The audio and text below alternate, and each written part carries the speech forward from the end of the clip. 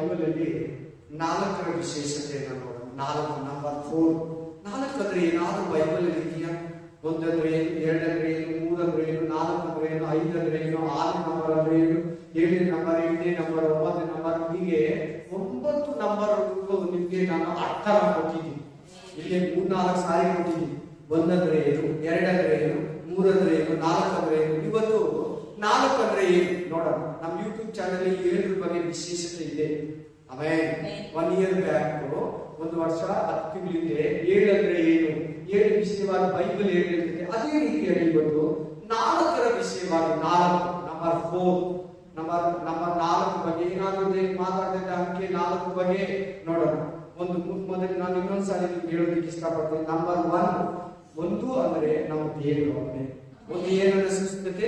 ದೇವರನ್ನು ಸೂಚಿಸುತ್ತದೆ. 2 ಆಮೇಲೆ ಅನೂನ್ಯತೆಯನ್ನು ಸೂಚಿಸುತ್ತದೆ. 2ನೇ ನಂಬರ್ ಏನನ್ನು ಸೂಚಿಸುತ್ತದೆ? 3ನೇದು ಬಂದು ತ್ರಿಯೇಕತ್ವವನ್ನು ಸೂಚಿಸುತ್ತದೆ. ಇಂಗ್ಲಿಷ್ ಅಲ್ಲಿ ಟ್ರಿನಿಟಿ. ಹಲ್ಲೆಲೂಯಾ. 2 ಅನೂನ್ಯತೆಯನ್ನು ಸೂಚಿಸುತ್ತದೆ. ಇಂಗ್ಲಿಷ್ ಅಲ್ಲಿ ಫೆಲೋಶಿಪ್. 1 ಓನ್ಲಿ 1 ನಮ್ಮ ದೇವರು ಒಬ್ಬನೇ, ಒಂದೇ ದೇವರನ್ನು ಸೂಚಿಸುತ್ತದೆ. 3ನೇ ನಂಬರು ತ್ರಿಯೇಕತ್ವ ಟ್ರಿನಿಟಿಯನ್ನು ಸೂಚಿಸುತ್ತದೆ. 4ನೇ ನಂಬರು ಅನ್ನೋದು ಸೃಷ್ಟಿಯನ್ನ, ಭೂಮಿಯನ್ನ ಕುರಿತು ಸೂಚಿಸುತ್ತದೆ. 4ನೇ ನಂಬರ್. ಇವತ್ತು ನಮ್ಮ ಮಧ್ಯದಲ್ಲಿ ದೇವರಾದನು 4 ಅಂದ್ರೆ ಏನು, 4ರ ವಿಶೇಷತೆ ಏನು, 4 ಬಗ್ಗೆ ಬೈಬಲ್ ಏನ್ ಹೇಳುತ್ತೆ ಅದನ್ನು ನಾವು ನೋಡೋಣ. 5ನೇ ನಂಬರ್ ಏನನ್ನ ಸೂಚಿಸುತ್ತದೆ ಅಂದ್ರೆ ಕೃಪೆಯನ್ನು ಸೂಚಿಸುತ್ತದೆ. ಎಲ್ಲರೂ ಹೇಳಿ ಕೃಪೆ. 5 ಅಂದ್ರೆ ಕೃಪೆಯನ್ನು ಸೂಚಿಸುತ್ತದೆ. 6ನೇ ನಂಬರು ಮನುಷ್ಯನನ್ನ ಸೂಚಿಸುತ್ತದೆ. ಮನುಷ್ಯನಿಗೆ ಕುರಿತು. ಏನಕ್ಕೆ ಕುರಿತು 6ನೇ ನಂಬರು? 6ನೇ ದಿನದಲ್ಲೆಲ್ಲ ಮನುಷ್ಯನ ಉಂಟು ಮಾಡಿದ್ರು. ಹಲ್ಲೆಲೂಯಾ. 6ನೇ ದಿನದಲ್ಲೇ ನೆಲದ ಮಣ್ಣನ್ನು ತಗೊಂಡು ದೇವರು ಮನುಷ್ಯನ ಉತ್ಪತ್ತಿ ಮಾಡ್ತಾರೆ. 7ನೇ ನಂಬರ್ ಏನನ್ನ ಸೂಚಿಸುತ್ತದೆ ಅಂದ್ರೆ ಪರಿಪೂರ್ಣತೆಯ ಕುರಿತು, ಪರಿಪೂರ್ಣತೆಗೆ ಗುರುತಾಗಿದೆ. ಹಲ್ಲೆಲೂಯಾ. 8ನೇ ನಂಬರ್ ಏನನ್ನ ಸೂಚಿಸುತ್ತದೆ ಅಂದ್ರೆ ನೂತನ ವರ್ಷದ ಪ್ರಾರಂಭ. ಏನನ್ನ ಸೂಚಿಸುತ್ತದೆ? 1000 ವರ್ಷ ಮಿಲೇನಿಯಂ.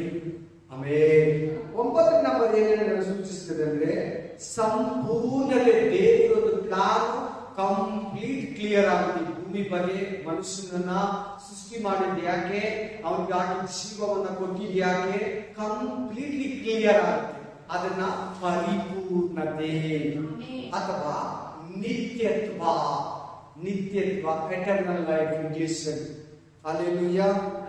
ಎಸ್. ಈಗ ನಾವು ಇವತ್ತು 7ನ ಕುರಿತು ನೋಡಿದ್ರಿ. ಇವತ್ತು 4ನೇ ನಂಬರ್ ಏನನ್ನ ಸೂಚಿಸುತ್ತೆ, 4ರ ವಿಶೇಷತೆ ಏನು, ಒಂದೊಂದಾಗಿ ಕೂಡ ನಾವು ಇವತ್ತು ನೋಡೋಣ. Praise the Lord. Yes, praise the Lord. Hallelujah. Yes. 4ನೇ ಮೊದಲನೇದಾಗಿ ಪ್ರಕಟಣೆ ಗ್ರಂಥ 4ನೇ ಅಧ್ಯಾಯ 6ರಿಂದ 7. ಪಕ್ಕ ಅಂತ ಬರ್ಕೊಬಿಡಿ, ಚೆಕ್ ಅಂತ ಬರ್ಕೊಳ್ಳಿ. Spirit of god. 4ನೇ ಅಧ್ಯಾಯ 6ರಿಂದ 7 ಓದಿ. ಇದಲ್ಲದೆ ರೆವಲ್ಯೂಷನ್ ಚಾಪ್ಟರ್ 4, 6 to 7. ಇದಲ್ಲದೆ ಸಿಂಹಾಸನದ ಸುತ್ತಲೂ, ಸಿಂಹಾಸನದ ಮುಂದೆ ಸ್ಫಟಿಕಕ್ಕೆ ಸಮಾನವಾದ ರಾಜನ ಸಮುದ್ರವಿದ್ದ ಹಾಗೆ ಸಿಂಹಾಸನದ ಮಧ್ಯದಲ್ಲಿ ಅದರ 4 ಕಡೆಗಳಲ್ಲಿ 4 ಜೀವಿಗಳಿದ್ದವು. ಎಲ್ಲಿದೆ 4 ಜೀವಿಗಳು? ಸಿಂಹಾಸನದ ಮಧ್ಯ. ಸಿಂಹಾಸನದಲ್ಲಿ ಯಾರು ಕೂತ್ಕೊಳ್ಳೋದು? ಯೇಸು ಕ್ರಿಸ್ತನು, ಪರಲೋಕದ ತಂದೆಯಾದ ದೇವರು. ಅದ್ರ ಮಧ್ಯದಲ್ಲಿ ಯಾರಿದೆ? 4 ಜೀವಿಗಳು. ಇವತ್ತು ಏನ್ ಬಗ್ಗೆ ದೇವರು ಮಾತಾಡ್ತಾ ಇದ್ದಾರೆ? 4 ನಂಬರ್ ಬಗ್ಗೆ ಮಾತಾಡ್ತಾ ಇದ್ದಾರೆ. ನಂಬರ್ 4 ಅಂದ್ರೆ ಇಲ್ಲಿ 4 ಜೀವಿಗಳಿದೆ ನೋಡು. ಆ 4 ಜೀವಿಗಳೇನಿದೆ? ಸಿಂಹಾಸನದ ಮಧ್ಯದಲ್ಲಿದೆ. ಅಂದ್ರೆ ಸಿಂಹಾಸನನ ಸುತ್ತಕೊಂಡಿದೆ, ಸಿಂಹಾಸನವನ್ನ ಕವರ್ ಮಾಡ್ಕೊಂಡಿದೆ. ಆಮೆನ್. ಹಲ್ಲೆಲೂಯಾ. 4 ಜೀವಿಗಳಿರೋ ವಿಶೇಷತೆ ನೋಡಿ. ಮೊದಲು 4 ಜೀವಿಗಳಂದ್ರೆ 4 ಜೀವಿಗಳಲ್ಲ, 4 ಜೀವಿಗಳ ತರ ಇದೆ. ಆಮೇಲೆ 10 ತಲೆಗಳಂದ್ರೆ 10 ತಲೆ ಅಲ್ಲ, 10 ತಲೆಗಳಿಗೆ ಏನೋ ಮೀನಿಂಗ್ ಇದೆ. ಹಲ್ಲೆಲೂಯಾ.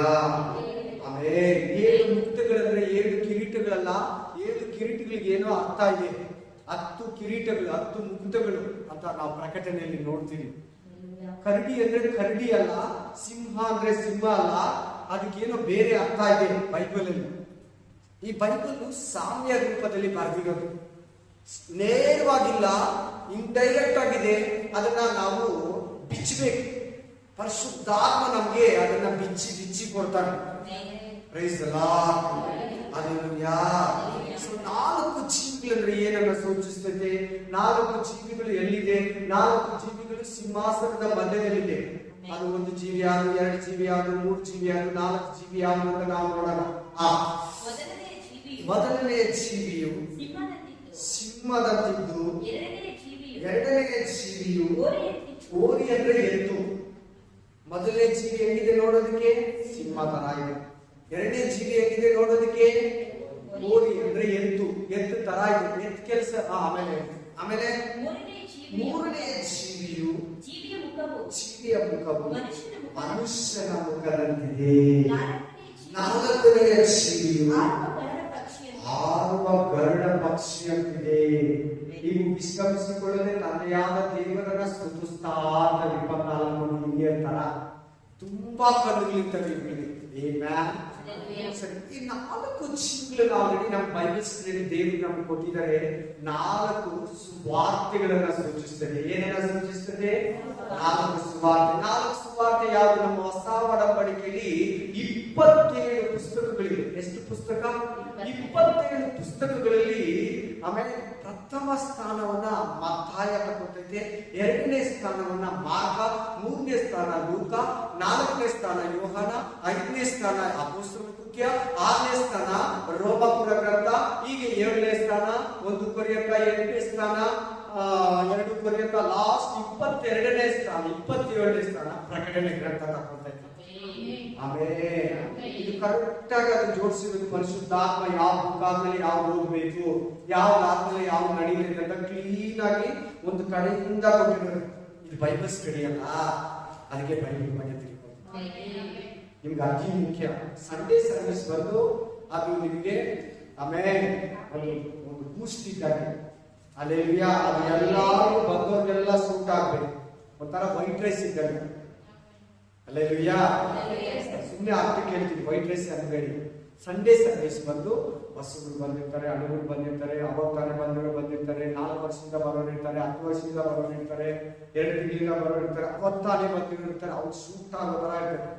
ಈ ಬೈಬಲ್ ಸ್ಟಡಿ ಯಾರಿಗಂದ್ರೆ ಚೆನ್ನಾಗಿ ಬಹಳ ದಿನದಿಂದ ದೇವರಲ್ಲಿದ್ದು ಬೈಬಲ್ ಆಮೇಲೆ ತಿಳ್ಕೊಬೇಕಂತ ದಾಹ ಇರೋರು, ಬಹಳ ವರ್ಷದಿಂದ ದೇವರಲ್ಲಿರೋರಿಗೆ ಇದು ಅರ್ಥ ಆಗುತ್ತೆ. ಬೈಬಲ್ ಸ್ಟಡಿ ಹೊಸಬ್ರು ಬಂದು ಕೂತ್ಕೊಂಡ್ರೆ ಅವ್ರಿಗೇನೋ ತರ ಇರ್ತದೆ, ಹೊಸ ಐಟಂ ತರ ಇರ್ತದೆ, ಹೊಸ ಪದಾರ್ಥ ತರ ಇರ್ತದೆ ಅವರು. ಮತ್ತಾಯ, ಮಾರ್ಕ, ಲೂಕ. ಮತ್ತಾಯ ಗ್ರಂಥವನ್ನ ಯಾರಿಗೆ ಬರೀತಾನೆ ಅಂದ್ರೆ ಮತ್ತಾಯ ಬರೀತಾನೆ ಯೂದರಿಗೆ ಬರೀತಾನೆ. ಯಾರಿಗೆ ಬರೀತಾನೆ? ಇಸ್ರಾಯೇಲಿಗೆ ಬರೀತಾನೆ, 12 ಗುರುಗಳಿಗೆ ಬರೀತಾನೆ. ಆಮೇಲೆ ಈ ಮತ್ತಾಯ ಗ್ರಂಥ ಅದರಲ್ಲಿ ಏನನ್ನ ಸೂಚಿಸ್ತಾನೆ ಅಂದ್ರೆ ಮತ್ತಾಯ 22:14 ಆಮೇಲೆ ಯೇಸು ಕ್ರಿಸ್ತನು ಯೂದ ಗೋತ್ರದ ಸಿಂಹ. ಈ ಕಡೆ ಗಮನ ಕೊಡ್ಬೇಕು ಪ್ಲೀಸ್. ಮತ್ತಾಯ ಗ್ರಂಥ ಏನನ್ನ ಸೂಚಿಸ್ತದೆ? ಮತ್ತಾಯ ಏನ್ ಟಾರ್ಗೆಟ್ ಇಟ್ಕೊಂಡು ಆ ಗ್ರಂಥವನ್ನ ಬರೀತಾನೆ? ಯೂದರಿಗೆ ಯೇಸು ಕ್ರಿಸ್ತನು ಯೂದ ಗೋತ್ರದ ಸಿಂಹ. ನಾ ಪ್ರಕಟಣೆ ಗ್ರಂಥ 4ನೇ ಅಧ್ಯಾಯದಲ್ಲಿ ನೋಡಿದ್ರಿ, 5-6ನೇ ವರ್ಷದಲ್ಲಿ ಏನಂತ 4 ಜೀವಿಗಳಲ್ಲಿ ಒಂದು ಜೀವಿ ಯಾವುದು? ಒಂದು ಜೀವಿ ಹೆಂಗಿತ್ತು ನೋಡೋದಿಕ್ಕೆ? ಸಿಂಹ ತರ ಇತ್ತು. ಈ ಮತ್ತಾಯ 22ನೇ ವಚನ 14ನೇ ವಚನದಲ್ಲಿ ನೋಡುವಾಗ ಯೇಸು ಕ್ರಿಸ್ತನು ಯೂದ ಗೋತ್ರದ ಸಿಂಹ ಅಂತ ಮತ್ತಾಯ ಗ್ರಂಥ ಪೂರ್ತಿ ಆ ಮೈಂಡಲ್ಲಿ ಇಟ್ಕೊಂಡು ಬರ್ತಿದ್ದಾರೆ.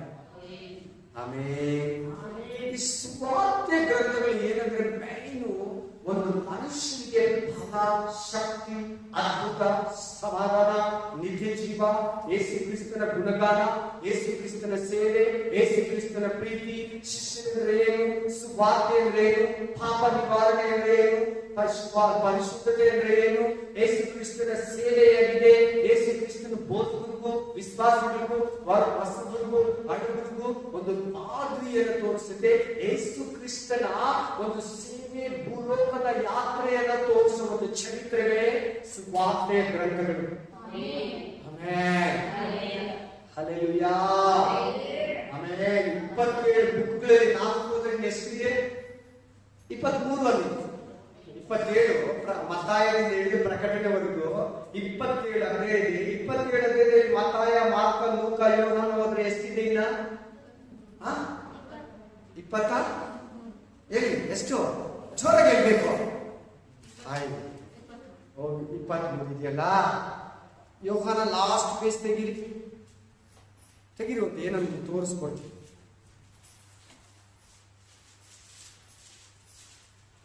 ಎಷ್ಟು ಪೇಜ್ ಇದೆ ಯೋಹಾನ? ಆಮೇನ್, ಥ್ಯಾಂಕ್ ಯು ಜೀಸಸ್. ಎಷ್ಟು ಪೇಜ್ಗಳಿದೆ ಸಿಸ್ಟರ್? ಅಲ್ಲಿಗೆ ಎಷ್ಟನೇ ಪೇಜ್ ಅದು? 137, 136 ಅಲ್ರ. ಒಂದು 40% ಬೈಬಲ್ ಇದ್ರೆ ತಗೊಂಡೈತೆ ಹೊಸ ವರ್ಣ. ಇರೋದೇ ಒಂದು 300-400 ಚಿಲ್ಲರೆ ಪೇಜ್ಗಳಿಗೆ. ಈ 4 ಗ್ರಂಥಗಳೇ 137 ಪೇಜಲ್ಲಿ ಪ್ರಿಂಟ್ ಆಗಿದೆ.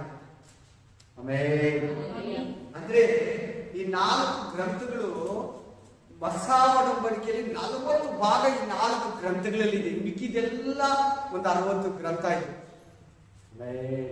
ಇಲ್ಲ, 3ರಲ್ಲಿ 1 ಭಾಗ. ಎಷ್ಟು? 3ರಲ್ಲಿ 1 ಭಾಗ. 100ನ 3 ಭಾಗ ಮಾಡಿದ್ರೆ 33 ಅಂತ ಬರ್ತೈತಲ್ಲ. 33 ಭಾಗ, 100ರಲ್ಲಿ 1 ಭಾಗ, 4 ಸುವಾರ್ತೆಗಳು ತಗೊಳ್ತೇವೆ. ಈಗ ನಾವು ಆ 4 ಜೀವಿಗಳಲ್ಲಿ 1ನೇ ಜೀವಿ ಸಿಂಹದಂತಿತ್ತು. ಅದು ಏನನ್ನ ತೋರಿಸ್ತೈತೆ ಅಂದ್ರೆ, ಮತ್ತಾಯಿ ಗ್ರಂಥವನ್ನ ಯೇಸು ಕ್ರಿಸ್ತನು ಯೂದ ಗೋತ್ರದ ಸಿಂಹ ಅಂತ. ಮತ್ತಾಯನು ಅವನು ಯೂದನೇ. ಮತ್ತಾಯ ಗ್ರಂಥವನ್ನ ಯೂದರಿಗೆ, ಇಸ್ರಾಯೇಲರಿಗೆ ಬರೀತಾನೆ. ಆಮೇಲೆ ವಾಕ್ಯ ಕೊಟ್ಟೆ ನಿಮ್ಗೆ 22:16 ಮತ್ತಾಯ ಗ್ರಂಥ. ನೆಕ್ಸ್ಟ್ 2ನೇ ಜೀವಿ ಹೆಂಗಿತ್ತು ನೋಡೋದಿಕ್ಕೆ? ಓರಿ ಅಂತಿತ್ತು. ಹೆಂಗಿತ್ತು? ಓರಿ ಅಂದ್ರೆ ಎತ್ತು ಕೆಲಸ ಹೇಳಿ. ಸಾರಿ, ನಾನು ನಿಮಗೆ ಮತ್ತಾಯ ಗ್ರಂಥ ಯೂದ ಗೋತ್ರ ಸಿಂಹ ಅನ್ನೋದನ್ನ ವಿವರಿಸ್ಬಿಡ್ತೀನಿ. ಯೇಸು ಕ್ರಿಸ್ತನು ಈ ಲೋಕಕ್ಕೆ ರಾಜನಾಗಿ ಅವರು ಬರ್ತಾರೆ ಅಂತ ಎದುರು ನೋಡ್ತಾರೆ. ಒಂದು ಕಾಲದಲ್ಲಿ ಬರ್ತಾನೆ. ಅದು ರಾಜ, ಒಳಗಡೆ ರಾಜ, ಈಚೆಗಡೆ ಯಾಜಕರು. ಒಳಗಡೆ ಯಾರು? ಈಚೆಗಡೆ ಯಾಜಕರು. ತನ್ನ ಪ್ರಾಣವನ್ನ ಕೊಟ್ಟು ಪಾಪಗಳನ್ನ ತೊಳೆದು ತನ್ನ ಜನರನ್ನ ಬಿಡಿಸ್ಕೊಳ್ಳೋದಕ್ಕೆ ಬಂದಿದ್ದ. ಅವನು ಬರೀ ರಾಜ ತರ ನೋಡಿದ್ರು. ಅದ್ರ ಒಳಗಡೆನೆ ರಾಜ. ನೀನು ಯೂದ ಗೋತ್ರದ ರಾಜನ, ನಿನ್ನ ಅರಸನ, ಇಸ್ರಾಯೇಲ್ ಅರಸನ. ಹೌದು, ನೀನೇ ಹೇಳಿದೆ. ಹೋಗಿ ಅಲ್ಲಿ ಕತ್ತೆ ಕಟ್ಟಿದೆ, ಬಿಚ್ಕೊಂಡ್ ಬನ್ನಿ. ಕತ್ತೆ ಮರಿ ಎರಡನ್ನ ಅದ್ರ ಮೇಲೆ ತಂದ್ಕೊಟ್ರೆ ಏನ್ ಮಾಡ್ದ? ಕುತ್ಕೊಂಡ. ಎಲ್ಲಾರು ಗರಿಗಳನ್ನ, ಚಿಗುರುಗಳನ್ನ ತಂದು ತಮ್ಮ ಬಟ್ಟೆಗಳನ್ನ ಹಾಸಿದ್ರು. ರಾಜನ ತರ ಕರ್ಕೊಳ್ಳೋದು. ಆಮೇಲೆ ಯಾರು ತರ ಕರ್ಕೊಳ್ಳೋದು? ಯೇಸು ಸ್ವಾಮಿನ ರಾಜನೇ ಹಾಕೋದು. ಇವತ್ತು ರಾಜನೇ, ರಾಜನಿಗೆ ರಾಜ. ನೋಡೋದಕ್ಕೆ ಸಿಂಹ ತರ. ಸಿಂಹ ಈ ಕಾಡು ಪ್ರಾಣಿಗಳಲ್ಲೇ ರಾಜ, ಮೃಗರಾಜ. ಹೇಳಿ ಯಾರು? ಮೃಗರಾಜ. ರಿಯಲ್ ಸಿಂಹ ಯಾರಂದ್ರೆ ನಮ್ಮ ಯೇಸು ಕ್ರಿಸ್ತನು. ಸೈತಾನನು ಸಿಂಹದೋ ಪಾಲಿಯಲ್ಲಿ ಟೈಪ್ ಅಲ್ಲಿ ಬರ್ತಾನೆ ಅಷ್ಟೇ. ಅದರ ರಿಯಲ್ ಸಿಂಹ ಯೇಸು ಸ್ವಾಮಿ, ನಿಜವಾದ ರಾಜ ಯೇಸು ಸ್ವಾಮಿ. 2ನೇ ಪ್ರಾಣಿ ಯಾವುದು? ಓರಿ. ಓರಿ ಅಂದ್ರೆ ಕನ್ನಡದಲ್ಲಿ ಎತ್ತು. ಎತ್ತು ಕೆಲಸ ಹೇಳಿ? ದುಡಿಯೋದು. ಎಷ್ಟು ಕೆಲಸ ಕೊಟ್ಟರು ಹೊತ್ಕೊಂಡು ನೀಡಿ ಹೊತ್ಕೊಂಡು ಹೋಗ್ತದೆ. ಹಲ್ಲೆಲೂಯಾ. ರೈತ ಎಷ್ಟು ಉಳಿಸ್ತಾನೋ ಉಳಿತಾನೇ ಇರ್ತದೆ, ಅಗಿತಾನೇ ಇರ್ತದೆ. ಆಮೇಲೆ ಎತ್ತಿನ ಕೆಲಸ ಉಳೋದು. ಹುತ್ತಿ ಭೂಮಿ ನೋಡು ಹರ್ಕೊಂಡು ಹೋಗ್ತದೆ. ಏನ್ ಕೆಲಸ ಅಂದ್ರೆ ಆ ರೈತನಿಗೆ, ಮನೆಯವರಿಗೆ ಸೇವೆ ಮಾಡೋದು. ಯೇಸು ಕ್ರಿಸ್ತನ್ ಹೇಳ್ತಾನೆ ಮಾರ್ಕ 10:45. ಮಾರ್ಕ 10:45. ಇದು ಮಾರ್ಕ ಯಾರಿಗೆ ಬರೀತಾರೆ ಅಂದ್ರೆ ರೋಮನ್ಸ್ಗೆ ಬರೀತಾರೆ. ಯಾರಿಗೆ ಬರೀತಾರೆ? ಯಾರು ಬರೆದಿದ್ದು ಈ ಗ್ರಂಥನ? ಮಾರ್ಕ. ಯಾರು ಬರೆದಿದ್ದು? ಮಾರ್ಕ. ಹಲ್ಲೆಲೂಯಾ. ಏನನ್ನ ಸೂಚಿಸುತ್ತಿದೆ ಇದು? ಓರಿಯನ್ನು ಸೂಚಿಸುತ್ತಿದೆ. ಸುವಾರ್ತೆ ಗ್ರಂಥದಲ್ಲಿ ಯೇಸು ಕ್ರಿಸ್ತನು ಹೇಳ್ತಾನೆ, ನಾನು ಸೇವೆ ಮಾಡಿಸ್ಕೊಳ್ಳೋದಕ್ಕೆ ಬಂದಿಲ್ಲ, ಸೇವೆ ಮಾಡೋದಕ್ಕೆ ಬಂದಿದ್ದೀನಿ. ಓರಿಯಂತೆ ಎತ್ತಂತೆ ನಿಮಗಾಗಿ ನಾನು ದುಡಿಯೋನಾಗಿದ್ದೀನಿ. ನೋಡು ಎಷ್ಟು ತನ್ನೇ ತಾನು ಸಮರ್ಪಿಸಿಕೊಟ್ಟ ನಮಗೆ. ಅಲ್ಲಿ ಕುಂಡ್ರಿಗೆ ಕಾಲು ಕೊಟ್ಟ, ಕುಂಡ್ರಿಗೆ ಕಣ್ಣು ಕೊಟ್ಟ, ನಡ್ಕೊಂಡು ವಿಶ್ವಾಸ ಸಾಕ. ಇನ್ನು ನಾನು ಬೇರೆ ಬೇರೆ ಗ್ರಾಮಗಳಿಗೆ ಹೋಗ್ಬೇಕು, ಪ್ರಾಣವೇ ತ್ಯಾಗ ಮಾಡಿಕೊಟ್ಟ. ನೋಡು ಎತ್ತು ತನ ದುಡ್ಡ 3.5 ವರ್ಷ. ಅದನ್ನ ರೋಮನ್ಸ್ಗೆ ಬರೀತಾರೆ ಯೇಸು ಕ್ರಿಸ್ತನ ಬಗ್ಗೆ. ಮಾರ್ಕ 10:46 ಏನ್ ಬರೆದಿದೆ ಅಂದ್ರೆ 10:45 ಮನುಷ್ಯ ಕುಮಾರನು ಸೇವೆ ಮಾಡೋದಕ್ಕೆ ಬಂದಿಲ್ಲ, ಸೇವೆ ಮಾಡಿಸ್ಕೊಳ್ಳೋದಕ್ಕೆ ಬಂದಿದ್ದಾನೆ. ಸಾರಿ, ಸೇವೆ ಮಾಡಿಸ್ಕೊಳ್ಳೋದಕ್ಕೆ ಬಂದಿಲ್ಲ, ಸೇವೆ ಮಾಡೋದಕ್ಕೆ ಸಲ್ಲಿಸೋದಕ್ಕೆ ಬಂದಿದ್ದಾನೆ. ಹಲ್ಲೆಲೂಯಾ. ಸೊ ಓದಿ ಅದೇ ಸರಿ ಹೋಯ್ತಲ್ಲ. ಎಂದು 3ನೇ ಜೀವಿ ಯಾವುದು? ಲೂಕ ಬರೀತಾನೆ ಮನುಷ್ಯ ಕುಮಾರನು. ಆ ವಾಕ್ಯ 22 ಲೂಕ 22 ಅದೇ ಗ್ರಂಥದಲ್ಲಿ ಅದೇ ವಚನ ಕೊಡ್ತಾ ಇದ್ದೀನಿ ನಿಮಗೆ. 22 ಏನ್ ಹೇಳ್ತಿದೆ ಲೂಕ ಗ್ರಂಥ? ಆಮೇಲೆ ಆತನು ಶತಾಧಿಪತಿ ಹೇಳ್ತಾರೆ, ನಿಜವಾಗ್ಲೂ ಇವನು ಮನುಷ್ಯ ಕುಮಾರನು. ಓದಿ ಒಬ್ಬರು ನೋಡೋಣ ವಾಕ್ಯನ. ಸಾಕು ಅಲ್ಲಿ ಬಂದ್ಬಿಡ್ತಲ್ಲ ಪದ. ಅಲ್ಲಿ 4ನೇ ಜೀವ ಮಗ ಹೇಗಿದೆ? ಮನುಷ್ಯ ಕುಮಾರನೇ. ಈ ಲೂಕ ಯಾರಿಗೆ ಬರೀತಾರೆ ಅಂದ್ರೆ ಅನ್ಯರಿಗೆ ಬರೀತಾರೆ. ಯಾರಿಗೆ? ಅನ್ಯರಿಗೆ. ಇಂಗ್ಲಿಷ್ ಅಲ್ಲಿ ಜೆಂಟಲ್ಸ್, ನಮಗೆ. ಆಮೇಲೆ ತುಂಬಾ ಚೆನ್ನಾಗಿದೆ ಲೂಕ ಗ್ರಂಥ. ಮತ್ತಾಯಿಗಿಂತ, ಮಾರ್ಕಗಿಂತ, ಯೋಹಾನಗಿಂತ ಡೀಪ್ ಆಗಿ ಬರೀತಾರೆ. ಆಮೇಲೆ ಹಲ್ಲೆಲೂಯಾ. ಮನುಷ್ಯ ಕುಮಾರ ಅಂದ್ರೆ ಏನಂದ್ರೆ ದೇವರಿಗೆ ಸಮಾನ, ದೇವರ ಮಗನಿಗೆ ಸಮಾನ. ಮನುಷ್ಯ ಕುಮಾರ ಅಂದ್ರೆ ಕ್ರಿಸ್ತರು. ಅದ್ರ ಬಗ್ಗೆ ಒಂದು ಮೆಸೇಜ್ ಇದೆ. ನನಗೊಂದು 15 ವಾಕ್ಯ ಕೊಟ್ಟಿದ್ದಾರೆ. ದೇವ್ರ ಬಗ್ಗೆ ಎತ್ತಿಟ್ಟಿದ್ದೀನಿ. ನೀವು ಬರೀ ಯೇಸು ಅನ್ನಬಾರ್ದು, ಯೇಸು ಕ್ರಿಸ್ತನ. ಯೇಸು ಅನ್ನೋರು ಬೇಜೆ ಜನ ಇದ್ದಾರೆ. ಆತನ ಕಾಲದಲ್ಲಿ ಇದ್ರು ಯೇಸು ಅಂತ ಹೆಸರಿಟ್ಕೊಂಡು. ಬಾರ್ ಯೇಸು ಅಂತ ಸಿಗ್ತಾರೆ ಅಪೊಸ್ತಲರ ಕೂಟದಲ್ಲಿ. ಯೇಸು ಅನ್ನೋರು ಇದ್ರು. ಹಲ್ಲೆಲೂಯಾ. ಯಾರೋ ಒಬ್ಬ ಮನುಷ್ಯ ರೀಸೆಂಟ್ ಆಗಿ ಯೇಸು ಕ್ರಿಸ್ತನ ಸಮಾಧಿ ನೋಡ್ಬೇಕಂತ ಹೋಗಿದ್ರಂತೆ.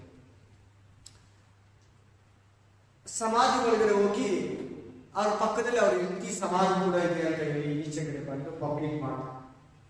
ಯೇಸು ಅನ್ನೋದು ಬೇರೆ ಜನ ಇರ್ತಾರೆ. ಯೇಸು ಕ್ರಿಸ್ತನ ಅನ್ನೋದು ಸ್ಪೆಷಲ್. ಯೇಸು ಕ್ರಿಸ್ತನಂದ್ರೆ ಮನುಷ್ಯ ಕುಮಾರನು, ದೇವ ಕುಮಾರನನ್ನ ಸೂಚಿಸ್ತೇವೆ. ಯೇಸು ಕ್ರಿಸ್ತನಂತ ಇರಬೇಕು. ನೀವು ಅಷ್ಟೇ ಪ್ರೇಯರ್ ಮಾಡುವಾಗ, ಹೇಳುವಾಗ, ಮಾತಾಡುವಾಗ ಜೀಸಸ್ ಕ್ರೈಸ್ಟ್. ಕ್ರೈಸ್ಟ್ ಅಂದ್ರೆ ಕ್ರಿಸ್ತನು. ಯೇಸು ಕ್ರಿಸ್ತನು ಇದೇ ಮೈನು. ಅವ್ರು ಬಂದು ಯೋಗನ್ನ ಅದೇ ತಾನೇ ಕೇಳಿದ್, ನೀನು ಕ್ರಿಸ್ತನಾ? ಅಲ್ಲ ಅಂದ್ರೆ ಏನು? ನೀನ್ ಕ್ರಿಸ್ತನಾಗಿದ್ರೆ ಏನು? ಅದನ್ನೇ ಯೇಸು ಕ್ರಿಸ್ತನ ಕೇಳ್ತಾರೆ, ನೀನ್ ಕ್ರಿಸ್ತನಾ? ನಾನೇ ಹೇಳಿದೆ, ನೀವ್ ಯಾಕೆ ನಂಬ್ತಾರ ನಾನು ಕ್ರಿಸ್ತನು ಅಂತ? ಯೇಸು ಅನ್ನೋರು ಬೇಜೆ ಜನ ಇರ್ತಾರೆ. ಯೇಸು ಕ್ರಿಸ್ತನಂದ್ರೆ ದೇವರಿಗೆ ಸಮ. ಯೇಸುಗೂ ಯೇಸು ಕ್ರಿಸ್ತನಿಗಿರೋ ವ್ಯತ್ಯಾಸ ಹೇಳ್ತಾ ಇದ್ರು. ನಮ್ಗೆ ಯೇಸು ಕ್ರಿಸ್ತನ್ ಅನ್ನೋದಕ್ಕೆ ಪ್ರೂಫ್ ಬೇಕು. ನೀನು ಅಷ್ಟೇ ಬಾಯಿಂದ ಯೇಸು ಕ್ರಿಸ್ತನ್ ಅಂತ ಅಳಕೆ ಮಾಡೋ ತನಕ ಪರಲೋಕಕ್ಕೆ ಹೋಗಲ್ಲ. ಕ್ರಿಸ್ತನ್ ಅಂತ ನೀನು ಒಪ್ಕೊಬೇಕು. ಕ್ರಿಸ್ತನ್ ಅಂದ್ರೆ ದೇವರು, ದೇವರಿಗೆ ಸಮಾನ, ದೇವರ ಮಗನು, ಪಾಪಗಳನ್ನು ಕ್ಷಮಿಸೋ ಅಧಿಕಾರ ಇರೋನು ಅಂತ ಕ್ರಿಸ್ತನು. ಅದಕ್ಕೆ ಅವ್ರು ಬಂದು ಕೇಳಿದ್ದು, ನೀನ್ ಕ್ರಿಸ್ತನಾ? ಯೋಹಾನು ಅದೇ ಕೇಳಿದ್ದು, ನೀನ್ ಕ್ರಿಸ್ತನಾ? ಪಿಲಾತನು ಅದೇ ಕೇಳಿದ್ದು, ನೀನ್ ಕ್ರಿಸ್ತನಾ?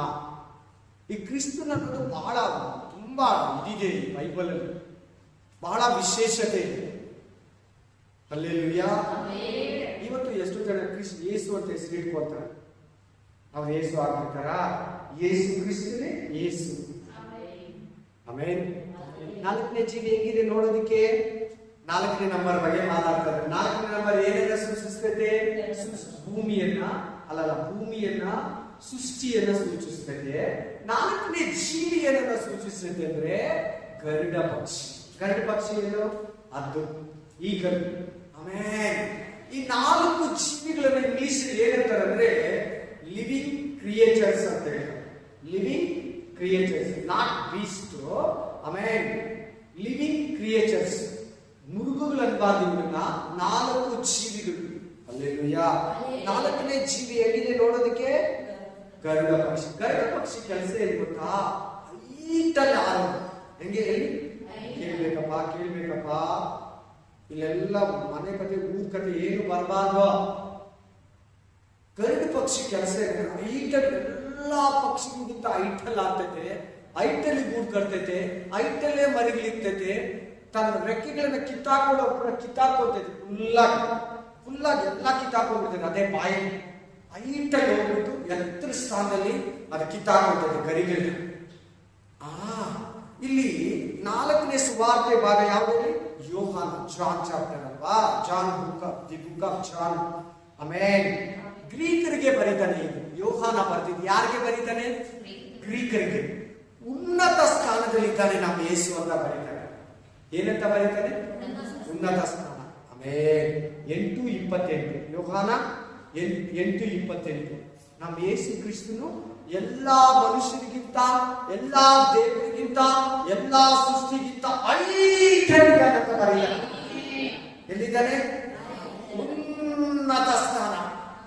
ಸರಿ ಆಯ್ತಾ? ಇವಾಗ ನಿಮಗೆ 4 ಶಿಷ್ಯಗಳ ಬಗ್ಗೆ ಡೀಟೇಲ್ಸ್ ಯಾರಿಗೆ ಬರೀತಾನೆ? ಗ್ರೀಕರಿಗೆ. ಯಾರು ಬರೆದಿದ್ದು? ಯೋಹಾನ. ಈ ಯೋಹಾನ ಯಾರು? 12 ಶಿಷ್ಯರಲ್ಲಿ ತುಂಬಾ ಹತ್ರ ಇರೋರು. ಅವರ ಅಣ್ಣನಿಗಿಂತ, ಯಾಕೋಬನಿಗಿಂತ ತುಂಬಾ ಹತ್ರ ಇರೋರು. ಏನು ಇವರಿಗೆ ಉದ್ದೇಶ? ಯೇಸು ಕ್ರಿಸ್ತನು ಉನ್ನತದಲ್ಲಿದ್ದಾನೆ, ಅಲ್ಲಿದ್ದಾನೆ. ಎಲ್ಲ ಸೃಷ್ಟಿಗಿಂತ, ಎಲ್ಲ ದೇವರಿಗಿಂತ, ಎಲ್ಲ ಮನುಷ್ಯರಿಗಿಂತ, ಎಲ್ಲ ಪಿಶಾಚ ಸೈತಾನಗಿಂತ ಅಲ್ಲಿದ್ದಾನೆ. ಏನು ಅರ್ಥ ಇದೆ ನೋಡಿ. ಈ 4 ಜೀವಿಗಳು ಎಲ್ಲಾರು ಇದನ್ನೇ ವಿವರಿಸೋದು ಬೋಧಕರುಗಳು. ನಾವೆಲ್ಲ ಓದ್ಕೊಂಡು ಹೋಗ್ಬಿಡ್ತಾ ಇದ್ದೀವಿ. ಇವತ್ತು ನೋಡಿ ಬಂದು ಕೂತಿದ್ಯಾ, ದೇವರು ಇದನ್ನ ತಿಳಿಸ್ತಾ ಇದ್ದಾರೆ. ಆಮೇಲೆ ಸೊ ಮನೆಯಲ್ಲಿರೋರ್ಗೆ, ಸುಮ್ಮನೆ ಟಿವಿ ಮುಂದೆ ಇರೋರ್ಗೆ ಎಲ್ಲ ನಮ್ಮ ಯೇಸು ಎಲ್ಲಿದ್ದಾನೆ? ಎಲ್ಲರಿಗಿಂತ ಆಗಿದ್ದಾನೆ. ಅವ್ರಿಗಿಂತ ಅದಕ್ಕೆ ಯಾರು ಹೋಗಕ್ಕಾಗಲ್ಲ. ಹೇಳಿದ್ನಲ್ಲ ಅಲ್ಲಿ 1 ಯೋಹಾನ 3ನೇ ಅಧ್ಯಾಯಕ್ಕೆ ಬನ್ನಿ. ಬರೀ ಯೋಹಾನ 3ನೇ ಅಧ್ಯಾಯಕ್ಕೆ ಬನ್ನಿ. ಬರೀ ಯೋಹಾನ 3ನೇ ಅಧ್ಯಾಯಕ್ಕೆ ಬಂದ್ರ ಅಲ್ಲಿ ಒಂದು ಎತ್ತರದಲ್ಲಿರೋ ಒಂದು ವಾಕ್ಯ ಇದೆ, ಓದಿ ನೋಡೋಣ. ನಿಮ್ಗೆ ಸಿಕ್ಕಿದ್ಯಾ? ಸಿಕ್ತಾ?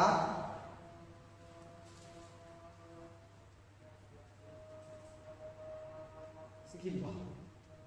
Hallelujah, amen, amen, hallelujah. Thank you Jesus. 3:16 ಹೇಳಿದೆ, ದೇವರು ಲೋಕದ ಮೇಲೆ ಎಷ್ಟೋ ರೀತಿಯಲ್ಲಿತ್ತು ತನ್ನ ಒಬ್ಬನೇ ಮಗನನ್ನ ಕೊಟ್ಟರೆ, ಆತನನ್ನು ನಂಬುವ ಒಬ್ಬನಾದರೂ ನಾಶವಾಗದೆ ನಿತ್ಯ ಜೀವಕ್ಕೆ ಸೇರಬೇಕೆಂದು ಆತನನ್ನ ಕೊಟ್ಟನು. ದೇವರ ಮಗನ ಮುಖಾಂತರ ಲೋಕಕ್ಕೆ ರಕ್ಷಣೆ ಆಗಬೇಕೆಂದು 16:17 ಆತನನ್ನು ಕಳಿಸಿಕೊಟ್ಟನೇ ಹೊರತು ತೀರ್ಪು ಮಾಡುವುದಕ್ಕೆ ಕಳಿಸಿಕೊಡಲಿಲ್ಲ. ನಂಬುವ ಒಬ್ಬವರು ಕೂಡ ತೀರ್ಪು ಆಗುವುದಿಲ್ಲ. ಆದರೆ ನಂಬದವನಿಗೆ ದೇವರ ಒಬ್ಬನೇ ಮಗನನ್ನು ಹೆಸರನ್ನು ನಂಬದೇ ಹೋದುದರಿಂದ ಆಗಲೇ ತೀರ್ಪು ಆಗಿ ಹೋಯಿತು. Amen, amen. ಇಲ್ಲಿದೆ ನೋಡಿ 13ನೇ ವಚನ ನೋಡಿ. Thank you. ಪರಲೋಕದಿಂದ ಇಳಿದು ಬಂದವನು ಅಂದರೆ ಮನುಷ್ಯ ಕುಮಾರನೇ, ಅಂದ್ರೆ ಯೇಸು ಕ್ರಿಸ್ತನೇ ಹೊರತು ಮತ್ತೆ ಯಾರು ಪರಲೋಕಕ್ಕೆ ಹತ್ತುತ್ತಾನೆ, ಇಳಿತಾನೆ. ಇದಲ್ಲದೆ ಜನರು ನೋಡಿ ಜೀವನದಿಂದ ಉಳಿಯಬೇಕೆಂದು ಮೋಶೆಯು ಅಡವಿಯಲ್ಲಿ ಆ ಸರ್ಪವನ್ನು ಎತ್ತರದಲ್ಲಿಟ್ಟು ಹಾಗೆಯೇ ಮನುಷ್ಯ ಕುಮಾರನು ತನ್ನನ್ನು ನಂಬುವವರೆಲ್ಲರೂ ನಿತ್ಯ ಜೀವವನ್ನು ಪಡೆಯಬೇಕೆಂದು ಎತ್ತರದಲ್ಲಿ ಇರಲ್ಪಡಬೇಕು. ಯೇಸು ಕ್ರಿಸ್ತನೇ ಹೇಳ್ತಾ ಇದ್ದಾನೆ, ಖುದ್ದಾಗಿ ತನ್ನನ್ನು ತಾನು ಹೇಳ್ತಾ ಇದ್ದಾನೆ. ಆತನಿಂದ ಎಲ್ಲಿರ್ಬೇಕು? ಎಲ್ಲರೂ ನೋಡಿ ರಕ್ಷಣೆ ಹೊಂದಬೇಕಂತ ಎತ್ತರದಲ್ಲಿ, ಅದು ಎತ್ತರದಲ್ಲಿ ಆಡ್ತೈತೆ. ಆಮೆನ್. 4 ಜೀವಿಗಳು ಸರೋಯ್ತಲ್ವಾ? ಬನ್ನಿ ಇನ್ನೊಂದು ವಾಕ್ಯ ಓದೋಣ. 4 ಬಗ್ಗೆ ವಿಶೇಷವಾಗಿ ಮಾತಾಡ್ತಾ ಇದ್ದಾನೆ. 4ನೇ ನಂಬರ್ ಏನನ್ನ ಸೂಚಿಸುತ್ತೆ ಓದಿ. ಯೋಹಾನ 19:23 ಓದಿ. John chapter 19:23. ಯೇಸು ಕ್ರಿಸ್ತನ ಬಟ್ಟೆಯನ್ನ ಅಲ್ಲಿಗೆ 4 ಭಾಗ ಮಾಡ್ತಾರೆ. ಎಷ್ಟು ಭಾಗ? 4 ಭಾಗ. ಸಿಕ್ತಾ ವಾಕ್ಯ?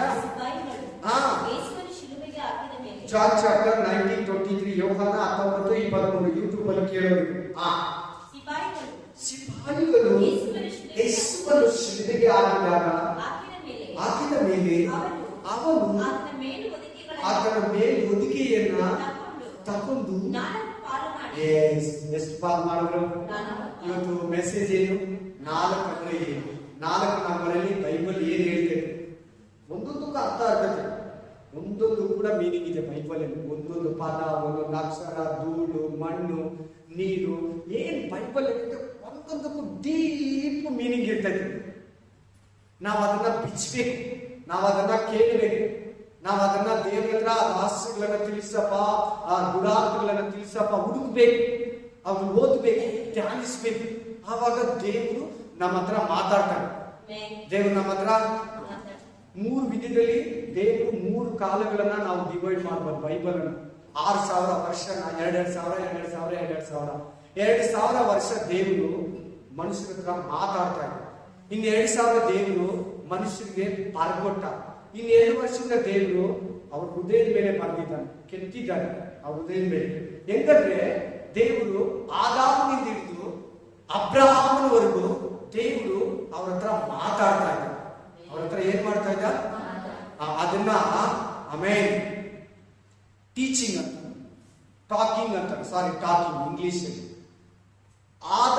ಅಬ್ರಾಹ್ಮನಿಂದ ಹಿಡಿದು ಮೋಶೆಯಿಂದ ಹಿಡಿದು ಯೇಸು ಕ್ರಿಸ್ತನ ಬರೋವರೆಗೂ ರೈಟಿಂಗ್ ಏನಂತಾರೆ, ಅದನ್ನ ಬರೆದು ಕೊಟ್ಟನು. ಏನ್ರ ಮೇಲೆ? 2 ಕಲ್ಲುಗಳ ಮೇಲೆ. ಮೂರನೇ ಒಂದು ಇದಿದೆ, ಲಿವಿಂಗ್ ವರ್ಡ್ಸ್. ಇಂಗ್ಲಿಷ್ ಏನಂತಾರೆ? ಲಿವಿಂಗ್. ಕನ್ನಡದಲ್ಲಿ ಏನಂತಾರೆ? ಅದು ನಮ್ಮ ಹೃದಯ ಎಂಬ ಅಲಿಗೆ ಮೇಲೆ ಬರೆದಿದ್ದಾರೆ, ಪರಿಶುದ್ಧಾತ್ಮನ ಮೂಲಕ. ಈ 3 ವೆರೈಟಿಯಲ್ಲಿ ದೇವರು ಮಾತಾಡ್ತಾರೆ. ಅಬ್ರಾಹ್ಮ ಕಾಲ ಅವ್ರಿಗೆ, ನೋವಾ ಅವ್ರಿಗೆಲ್ಲ, ಮೋಸೆವರೆಗೂ ಇರೋವರೆಗೂ ಜನಗಳಿಗೆ ಏನ್ ಮಾಡ್ಕೊಡ್ತಾ ದೇವರು? ನೇರವಾಗಿ ಮಾತಾಡ್ತಾ ಇದ್ದ, ಹೇಳಿಕೊಡ್ತಾ ಇದ್ದ ಅಂತ ಹೇಳ್ಬಿಟ್ಟು ಏನಂತಾರೆ ಅದನ್ನ ಟೀಚಿಂಗ್ ಅಂತಾರೆ. ಮೋಶೆಯಿಂದ ಯೇಸು ಕ್ರಿಸ್ತನ್ ಬರೋವರೆಗೂ ರೈಟಿಂಗ್, ಬರೆದು ಕೊಟ್ಟ ಅಲ್ಲಿಗೆ. ಯೇಸು ಕ್ರಿಸ್ತನಿಂದ ತಿರುಗಾ ಆತನು ಬರೋವರೆಗೂ, ಸಭೆಯಿಂದ ಬರೋವರೆಗೂ ಲಿವಿಂಗ್ ವರ್ಡ್ಸ್ ಅಂತ ಏನಂತಾರೆ? ಲಿವಿಂಗ್ ಅಂದ್ರೆ ಬದುಕಿರೋದು. ಲಿವಿಂಗ್ ಅಂದ್ರೆ ಜೀವಂತವಾಗಿರೋ ಮಾತುಗಳನ್ನ ನಮ್ಮ ಹೃದಯದ ಮೇಲೆ ಬರೆದಿದ್ದಾನೆ. ಯಾವ್ದ ಮೇಲೆ ಬರೆದಿದ್ದಾನೆ? ಅದು ಬೇಡ, ಇವತ್ತು ಮೆಸೇಜ್ ಬರೋಣ ವಾಪಸ್. ಇಲ್ಲಿ ಏನಿದೆ? ಯೇಸು ಕ್ರಿಸ್ತನ ಬಟ್ಟೆಯನ್ನು 4 ಭಾಗ ಮಾಡ್ಕೊತಾ ಇದ್ದಾರೆ ಅವರು, ರೋಮನ್ಸ್. ಯಾರಲ್ಲಿ ಮಾಡ್ಕೊಂತ ಇರೋದು? ಆ ರೋಮನ್ ಚಕ್ರವರ್ತಿ ಪೊಲೀಸ್ನವರೇ ಆತನ ಶಿಲ್ಬೆಗೆ ಹಾಕ್ತಾ ಇರೋದು, ಹೊಡಿತಾ ಇರೋದು. ಹಿಡ್ಕೊಟ್ಟಿರೋದು ಸ್ವಂತ ಜನ, ಹಿಡ್ಕೊಟ್ಟಿರೋದು ಅವ್ರು ಹೊಡೆದಿಲ್ಲ. ರೋಮನ್ಸ್ ಹೊಡಿತಾ ಇದಾರೆ, ರೋಮನ್ ಶತಾಧಿಪತಿಗಳು ಹೊಡಿತಾ ಇದ್ದಾರೆ, ರೋಮನ್ ಸೋಲ್ಜರ್ಸ್ ಹೊಡಿತಾ ಇದ್ದಾರೆ. ಆತನನ್ನ ಹೊಡೆದು ಶಿಲುಬೆಗೆ ಹಾಕಿ ಆತನ ಕೈ ಕಾಲುಗಳಲ್ಲಿ ಮಳೆ ಹೊಡೆದು ಮುಳ್ಳಿನ ಕಿರೀಟವನ್ನು ಹೊಡಿತಾ ಇದ್ದಾರೆ. ಇದೆಲ್ಲ ಸ್ಪಿರಿಚುವಲ್ ಮೀನಿಂಗ್. ಅವರಷ್ಟು ಅವ್ರು ಮಾಡಿಲ್ಲ. ಪರಲೋಕ ಅವ್ರಿಗೆ ಅಪ್ಪಣೆ ಕೊಡ್ತು, ದೇವರು ಅವ್ರಿಗೆ ಅಪ್ಪಣೆ ಕೊಟ್ಟ, ಅದಕ್ಕೆ ಅವ್ರನ್ನ ಹೊಡಿತಾ ಇದ್ದಾರೆ. ಅವ್ರು ಓನಾಗಿ ಮಾಡ್ತಾ ಇಲ್ಲ ಅದನ್ನ. ಯಾವ್ದನ್ನು ಕಿರೀಟ ಇರ್ಲಿ, ಮಳೆಗಳಿರ್ಲಿ, ಅದನ್ನ ಬುದ್ಧಿದಿರ್ಲಿ, ತಿಳಿದಿದಿರ್ಲಿ, ಉಗಿದಿದಿರ್ಲಿ, ಎಲ್ಲ ಬೈಬಲ್ ಹಳೆ ಒಡಂಬಡಿಕೆಯಲ್ಲಿ ಹೇಳಿರೋದನ್ನ ಅಲ್ಲಿ ನೆರವೇರ್ತಾ ಇದೆ ಅಷ್ಟೇ. ಚೆನ್ನಾಗಿ ಅರ್ಥ ಆಗ್ತಿದ್ಯಾ? ಏನಿದೆ ಆತನ ಬಟ್ಟೆನ 4 ಭಾಗ. ಇವತ್ತಿನ ಮೆಸೇಜ್ ಏನು? 4 ನಂಬರ್ ಬಗ್ಗೆ, 4 ಸಂಖ್ಯೆ ಬಗ್ಗೆ ಮಾತಾಡ್ತಾ ಇದ್ದಾರೆ. ಏನ್ ಈ 4 ಸೂಚಿಸ್ತದೆ ಅಂದ್ರೆ, ಮೊದಲು ಈ ಬಟ್ಟೆ ಏನನ್ನ ಸೂಚಿಸ್ತದೆ ಅದನ್ನ ನೋಡಿ. ಈ ಬಟ್ಟೆ, ಯೇಸು ಕ್ರಿಸ್ತನ ಬಟ್ಟೆ ನಮ್ಗೆ ರಕ್ಷಣೆಯನ್ನು ಸೂಚಿಸ್ತದೆ. ಏನನ್ನ ಸೂಚಿಸುತ್ತೆ? ರಕ್ಷಣೆ. ಆ ಬಟ್ಟೆಗೆ ಆತನ ರಕ್ಷಣೆನೇ ಇವತ್ತು ನಮ್ಗೆ ನಮ್ಮ ಮಾನವನ್ನ ಮುಚ್ಚಿದ್ದಾರೆ, ನಮ್ಮ ಪಾಪವನ್ನು ತೊಳಿತಾರೆ, ನಮ್ಮ ಶಾಪವನ್ನು ತೊಳಿತಾರೆ, ನಮ್ಮನ್ನ ನಿತ್ಯ ಜೀವಕ್ಕೆ ಕರ್ಕೊಂಡು ಹೋಗ್ತಾ ಇದೆ. ಆ ಬಟ್ಟೆನೇ ಇಲ್ಲಾಗಿದ್ರೆ, ಯೇಸು ಕ್ರಿಸ್ತನಿಂದ ರಕ್ಷಣೆನೇ ಇಲ್ಲಾಗಿದ್ರೆ ನಾವು ನರಕಕ್ಕೆ ಹೋಗ್ಬೇಕಾಗುತ್ತೆ. ಇವಾಗ ನಮ್ಮ ಬಂಧು ಬಾಂಧವರೇ, ಕೆಲವರು ಇಲ್ಲಿ ಕೂತಿರೋರು, ಕೆಲವು ತಂದೆ ತಾಯಿಗಳೇ ಸತ್ತೋಗಿದ್ದಾರೆ. ಸಭೆಗೆ ಯೂಟ್ಯೂಬ್ ಅಲ್ಲಿ ಕೇಳೋರು, ಅವರು ಯೇಸು ಕ್ರಿಸ್ತ ನಂಬಿಲ್ಲದೆ ಈಗಲೇ ನಾನು ನಿಮ್ಗೊಂದು ವಾಕ್ಯ ತೋರಿಸಿ ಆತನ ಒಬ್ಬನೇ ಮಗನನ್ನು ನಂಬದೇ ಇದ್ರೆ ನಾಶವಾಗ್ತಾರೆ. ಅವ್ರಿಗಾಗಲೇ ತೀರ್ಪು ಆಗಿ ಹೋಯಿತು. ನಮ್ಮದವ್ರಿಗೆ ತೀರ್ಪೇ ಇಲ್ಲ, ಡೈರೆಕ್ಟ್ ಸೆಲೆಕ್ಷನ್ ಪರಲೋಕಕ್ಕೆ. ನಮ್ಮದೇ ಇರೋರು ನರಕ, ನೋ ಚಾನ್ಸ್. ಅವ್ರಿಗೆ ಇನ್ನೇನ್ ಪ್ರೇಯರ್ ಮಾಡೋದೇ ಬೇಡ, ಅವ್ರು ಚೇಂಜ್ ಆಗಲ್ಲ. ಆ ತರ ಅಲ್ಲೆಲ್ಲ ಆ ತರ ಪ್ರೇಯರ್ ಮಾಡಿದ್ರು ಚೇಂಜ್ ಮಾಡಲ್ಲ.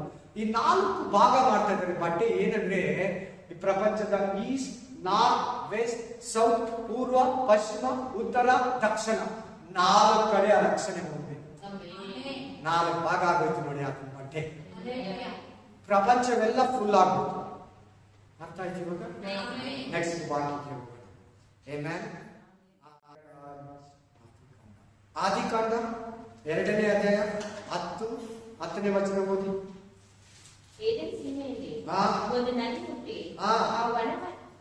Genesis chapter 2:10.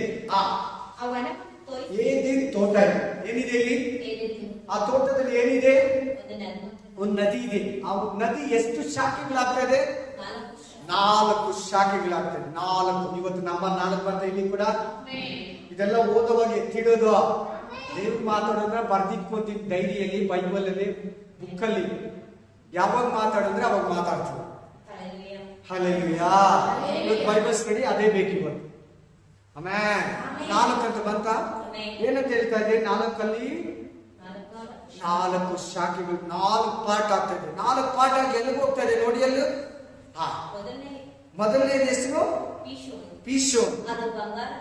ಆ ಬಂಗಾಳ, ಮುತ್ತು, ರತ್ನಗಳು ಸಿಗೋ ನದಿಯಲ್ಲಿ ಶಾಖೆಯಲ್ಲಿ ಅದು ಎಲ್ಲಿಗೆ ಹೋಗ್ತೈತೆ ಅಂದ್ರೆ, ಎಲ್ಲಿಗೆ ಹರಿತೈತೆ ನೋಡಿ ಅದು? ಅವಿಲಾ ದೇಶ ಅಂದ್ರೆ ಇವತ್ತು ಸೌದಿ ಅರೇಬಿಯಾ. ಬರ್ಕೊಳ್ಳಿ ಅಲ್ಲಿ ಹೆಸರಲ್ಲಿ ಡ್ಯಾಶ್ ಹಾಕಿ, ಸೌದಿ ಅರೇಬಿಯಾ. ಸೊ ಏದೇನ್ ತೋಟ ಇರೋದು ಇರಾನ್, ಇರಾಕ್ ಅಲ್ಲಿ. ಏದೇನ್ ತೋಟ ಇರೋದೇ ಇರಾನ್ ಅಲ್ಲಿ. ಇರಾನ್ ಇರಾಕ್ ಮಧ್ಯದಲ್ಲಿ. ಆಮೇಲೆ ಅದು ಎಲ್ಲರಿಗೂ ಹೋಗ್ತಾ ಇದೆ ಅಂದ್ರೆ ಆ ನದಿ ಸೌದಿ ಅರೇಬಿಯಾ. ಅಲ್ಲೆಲ್ಲೂಯಾ. ನೆಕ್ಸ್ಟ್ ನದಿ ಇನ್ನೊಂದು ಹೆಸರೇನು, ಅದು ಇನ್ನೊಂದು ಶಾಖೆ ಗಿಹೋನ್. ಅದು ಎಲ್ಲರಿಗೂ ಹೋಗ್ತದೆ ಅಂತ ಬರೀತದೆ ಅಲ್ಲಿ. ಕೂಶ್ ದೇಶ ಅಂದ್ರೆ ನೈಲ್ ನದಿ, ಈಜಿಪ್ಟ್ ಅಲ್ಲಿ ಬರ್ತೈತಿ. ಈ ನೀರನ್ನ ತಾನೇ ಮೋಸೆ ರಕ್ತ ಮಾಡಿದ್ದು. ನೈಲ್ ನದಿ ನೀರನ್ನು ಹೋಗ್ಬಿಟ್ಟು ನೀನು ರಕ್ತ ಮಾಡು ಅಂತ ಆ ಮೋಸೆಗೆ ಹೇಳ್ತಾನೆ ದೇವರು. ನೋಡಿ, ಮೊದಲನೇದು ಅದು ಎಲ್ಲಿಗೆ ಹೋಗ್ತಾ ಇದೆ, ಆ ಒಂದು ಶಾಖೆ ಸೌದಿ ಅರೇಬಿಯಾಗೆ ಹೋಗ್ತಾ ಇದೆ. ಎರಡನೇದು ನೈಲ್ ನದಿ ಈಜಿಪ್ಟ್ ಹೋಗ್ತಾ ಇದೆ. ಮೂರನೇದು ಇದೇ ಕಲ್ಲು. ಇದು ಎಲ್ಲಿಗೂ ಹರಿತೈತೆ ಅಂತ ಹೇಳ್ತೈತೆ. ಅಲ್ಲೇ ನೀವು ಓದಿ ಆ ಬೈಬಲ್ ವಾಕ್ಯನ. ಅಶೀರ್ ದೇಶ ಅಂದ್ರೆ ಇರಾಕ್ ಡೆಡ್ ವರ್ಗೂ ಹೋಗ್ತಾ ಇದೆ. ಮೂರನೇದು. ನಾಲ್ಕನೇದು ಎಫ್ರೋಟಿಸ್ ನದಿ, ಇಂಗ್ಲಿಷ್ ಅಲ್ಲಿ ಎಫ್ರೋಟಿಸ್ ನದಿ ಬಾಬಿಲ್ ಸಿರಿಯಾ ದೇಶಕ್ಕೆ ಹೋಗ್ತಾರೆ. ಅಲ್ಲಿದೆಯಾ ಏನ್ ಪದ ಇದೆ ಓದಿ ಅಲ್ಲಿ. ಅಷ್ಟೇ ಕೊಟ್ಟಿದ್ದಾರಲ್ಲ. ಅದು ಎಲ್ಲಿಗೆ ಹೋಗಿ ರೀಚ್ ಆಗ್ತೈತೆ ಅಂದ್ರೆ ಸಿರಿಯಾ ದೇಶ ಹತ್ರ, ಬಾಬೆಲ್ನ ಸಿರಿಯಾ ದೇಶ ಹತ್ರ. ಬಾಬೆಲ್ ಮುಳುಗೋಗಿದೆ ಇವತ್ತು, ಬಾಬೆಲ್ ಪಟ್ಟಣ ಇಲ್ಲ. ನೋಡಿ, ಎಲ್ಲರಿಗೂ ಹೋಗ್ತದೆ. ಆ ಏವತೋನಲ್ಲಿ ಹುಟ್ಟಿರೋ ಆ ನದಿ ಎಷ್ಟು ಕಡೆ ಹೊಡ್ಕೊಂಡು ಹೋಗ್ತಾ ಇದೆ ನೋಡಿ. ಎಷ್ಟು ಲಕ್ಷ ಹೆಕ್ಟೇರ್ ಪ್ರದೇಶಗಳನ್ನ 4 ದೇಶಗಳನ್ನ ಮುಟ್ತಾ ಇದೆ. ಏನೇನು ದೊಡ್ಡ ಇರೋ ವಿಸ್ತಾರ. ಆಮೇಲೆ 4 ಭಾಗ ಆಗ್ತಾ ಇದೆ ನೋಡಿ, ಕ್ಲೀನ್ ಆಗಿ ಅರ್ಥ ಕೊಡ್ತಾ ಇದೆ. ಎಲ್ಲೆಲ್ಲಿಗೆ ಹೋಗ್ತಾ ಇದೆ. ಒಂದು ಶಾಖೆ ಆಮೇಲೆ ಅರೇಬಿಯಾ ಸೌದಿ ಅರೇಬಿಯಾ, ಇನ್ನೊಂದು ಶಾಖೆ ನೈಲ್ ನದಿ ಈಜಿಪ್ಟು, ಇನ್ನೊಂದು ಶಾಖೆ ಇದೆಕಲ್ ಇರಾಕ್ ದೇಶಕ್ಕೆ ಹೋಗ್ತದೆ. ಯೂಫ್ರೆಟಿಸ್ ನದಿ ಅದು 4ನೇ ಶಾಖೆ ಬಾಬೆಲ್ನ ಸಿರಿಯಾ ದೇಶಕ್ಕೆ ಹೋಗ್ತದೆ. ಇದು ಇಸ್ರಾಯೇಲ್ ದೇಶದಿರೋ ಸುತ್ತಲಿರೋ ದೇಶ. ಆಮೇಲೆ ಈ ನೀರು ಬಲೆ ಟೇಸ್ಟು. ಈ ನೀರಲ್ಲಿ ಉಪ್ಪಿಲ್ಲ. ಈ ನೀರು ಬಹಳ ಸೌಂದರ್ಯ. ಈ ನೀರಲ್ಲಿ ಕುಡಿದು ಆಪಲ್ ತಿನ್ರಿ, ಅದು ತುಂಬಾ ಕಾಸ್ಟ್ಲಿ. ಇವಾಗಲೂ ಇದೆ, ಎಲ್ಲ ಮಾರ್ಕೆಟ್ ಅಲ್ಲಿ ಇದೆ. ಆರೆಂಜ್ ಸ್ವೀಟ್ ಆಗಿರ್ತದೆ. ಹೇಳ್ಬಿಟ್ನಲ್ಲ, ಅಬ್ರಾಹಂ ಇಸಾಕ್ ಯಾಕೋಬನಿಗೆ ಮೋಶೆಗೆ ಹಾಲು ಜೇನು ಹರಿಯುವ ದೇಶ. ಏನ್ ದೇಶ ಅದು? ತುಂಬಾ ವಾಗ್ದಾನ ದೇಶ. ಇಸ್ರಾಯೇಲ್ ದೇಶ ಸಂಪತ್ತೇ ತುಂಬಿರೋ ದೇಶ. ಆ ದೇಶದ ಕೊಳ್ಳೆ ಹೊಡಿಬೇಕಂತ ಎಲ್ಲಾರು ನೋಡ್ತಾ ಇದ್ದಾರೆ. 3,000 ವರ್ಷಕ್ಕೆ ಬೇಕಾಗಿರೋ ಗ್ಯಾಸ್ ಅವ್ರ ಹತ್ರ ಇದೆ. 3,000 ವರ್ಷಕ್ಕೆ ನಾವನ್ನ ಪೆಟ್ರೋಲು, ಜನರೇಟ್ರು, ಅದು ಇದು ಸೀಮೆನೆ ಬಳಸ್ತೀರ. ಅವ್ರು ಎಲ್ಲದಕ್ಕೂ ಗ್ಯಾಸ್, ಗಾಡಿಗೂ ಗ್ಯಾಸ್. ಇವಾಗ ನಮ್ಮೂರಲ್ಲಿ ಗ್ಯಾಸ್ ಬಂದಿರೋದು ನಮ್ಮ ದೇಶದಲ್ಲಿ. ಅವ್ರು ಎಲ್ಲದಕ್ಕೂ ಗ್ಯಾಸ್. ಏನನ್ನ ಬಳಸ್ಕೊ, ಮಿಷನ್, ಯಂತ್ರ, ಗಾಡಿ, ಮನೆಯಲ್ಲಿ ಊಟಕ್ಕೆ ಎಲ್ಲದಕ್ಕೂ ಗ್ಯಾಸ್. ಅಷ್ಟು ನಿಧಿ ಅವ್ರ ದೇಶದಲ್ಲಿ ದೇವರು ಇಟ್ಟಿದ್ದಾರೆ. ಏನ್ ತರಕಾರಿ ಬೆಳೀತಾರೆ ಗೊತ್ತಾ, ಏನ್ ಧಾನ್ಯಗಳು ಬೆಳೀತಾರೆ ಗೊತ್ತಾ. ಆ ಒಲಿವ್ ಆಯಿಲ್ ಆ ಕ್ಲೈಮೇಟ್ ಅಲ್ಲಿ ಬೆಳೀತದೆ. 1 ಲೀಟರ್ 2,000 ರೂಪಾಯಿ. ಇಸ್ರಾಯೇಲ್ ದೇಶ ತುಂಬಾ ಇಂಪಾರ್ಟೆಂಟ್, ಪ್ರಪಂಚಕ್ಕೆ ಸೆಂಟರ್ ಪಾಯಿಂಟ್. ಆ ದೇಶದಲ್ಲಿ ಏಜಸ್ಗೆಲ್ಲ ಗ್ರಂಥ 28, 38, 39 ಮೂರನೇ ಮಹಾಯುದ್ಧವನ್ನ ಕುರಿತು ಹೇಳ್ತದೆ. ಅಲ್ಲಿ 29 8ನೇ ವಚನನೋ 28 8ನೇ ವಚನದಲ್ಲಿ 9ನೇ ವಚನದಲ್ಲಿ ನಿನ್ನ ಆಸ್ತಿಯನ್ನ ಕೊಳ್ಳೆ ಹೊಡೆಯೋದಕ್ಕೆ ಬರ್ತಾರೆ. ಇಸ್ರಾಯೇಲ್ ದೇಶದ ಆಸ್ತಿಯನ್ನ ಕೊಳ್ಳೆ ಇನ್ನು ಹೊಡೆದಿಲ್ಲ, ತುಂಬ್ತಾ ಇದೆ, ಸಖತ್ತಾಗಿದೆ. ಸುಮಾರು ದೇಶಗಳಲ್ಲಿರೋ ಸಂಪತ್ತ ಒಂದು ಚಿಕ್ಕ ದೇಶದಲ್ಲಿ ಕೊಳ್ಳೆ ಹೊಡೆಯೋದಕ್ಕೆ ಬರ್ತಾರೆ ಅಂತ ಬರ್ತೀವಿ. ಇನ್ನೂ ಹೊಡೆದಿಲ್ಲ, ಹೋಗಿ ಕೊಳ್ಳೆ ಹೊಡಿತಾರೆ, ಆಗ ಅವರು ಓಡೋಗ್ತಾರೆ ಅಂತ ಬರ್ತೀವಿ. ಇನ್ನೊಂದು ವಾಕ್ಯ ನೋಡೋಣ. 4 ಶಾಖೆಗಳಿಗೆ ದೇವರು ತಿಳಿಸ್ಕೊಟ್ರು. 9:18 ನಾನು ರಾಂಗ್ ಆಗಿ ಹೇಳಿದ್ದೀನಿ. ಓದಿ. ನಾವಿಂದ ಎಷ್ಟು ಜನ ವರ್ಕ್ ಮಾಡ್ತಾ ಇದ್ದಾರೆ? ಎಷ್ಟು ಜನ ಓದಿರೋದು? ನಾವೇ ಒಳಕ್ಕ ಜನರಲ್ ನಾಲೆಜ್ ಹೇಳಿ ಬೈಬಲ್ ಅಲ್ಲಿ ಎಷ್ಟು ಜನ ಓದಿದ್ದು? 8 ಜನ. 8 ಜನನು ದಂಪತಿಗಳು ನೋಡಿ, ಗಂಡ ಹೆಂಡತಿ. ಆಮೇಲೆ ಎಷ್ಟು ಫ್ಯಾಮಿಲಿ ಬರ್ತದೆ ಈಚೆ? 4 ಫ್ಯಾಮಿಲಿಯಲ್ಲಿ ಎಷ್ಟು ಫ್ಯಾಮಿಲಿ? 4 ಫ್ಯಾಮಿಲಿ ಈಚೆ ಬರ್ತದೆ. ಅಲ್ಲಿ ಕೊಡ್ತಾ ಇದ್ದಾರೆ, ನಾವಿಯಿಂದ ಹೊರಟು ಬಂದ ನೋವನ ಮಕ್ಕಳು ಶೇಮ್, ಆಮ್, ಎಫೆತ್ ಎಂಬುವವರೇ ಆಮನು ಕಾಮನ ತಂದೆಯು. 4 ಫ್ಯಾಮಿಲಿ ಈಚೆ ಬರ್ತಾರೆ. ಈ 4 ಫ್ಯಾಮಿಲಿನೇ ಈ ಪ್ರಪಂಚದಲ್ಲಿರೋ ಕ್ಷಣ. ಈ 4 ಫ್ಯಾಮಿಲಿಯಿಂದನೇ ಈ ಪ್ರಪಂಚವೆಲ್ಲ ತುಂಬಿಕೊಂಡಿರೋದು. ಅಲ್ಲೇ ಇದೆ ವಾಕ್ಯ.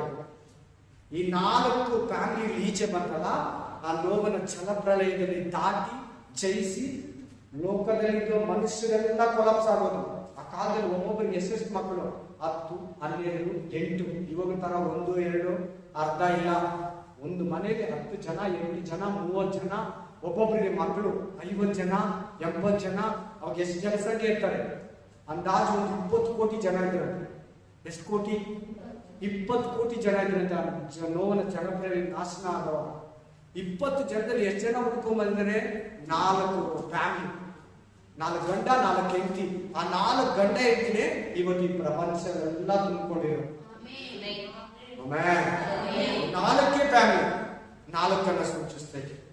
Amen, hallelujah. ಆದಿಕಾಂಡ 2:4 ಏನ್ ಹೇಳ್ತಿದ್ರು? ಓದಿ ಒಂದ್ಸಾರಿ.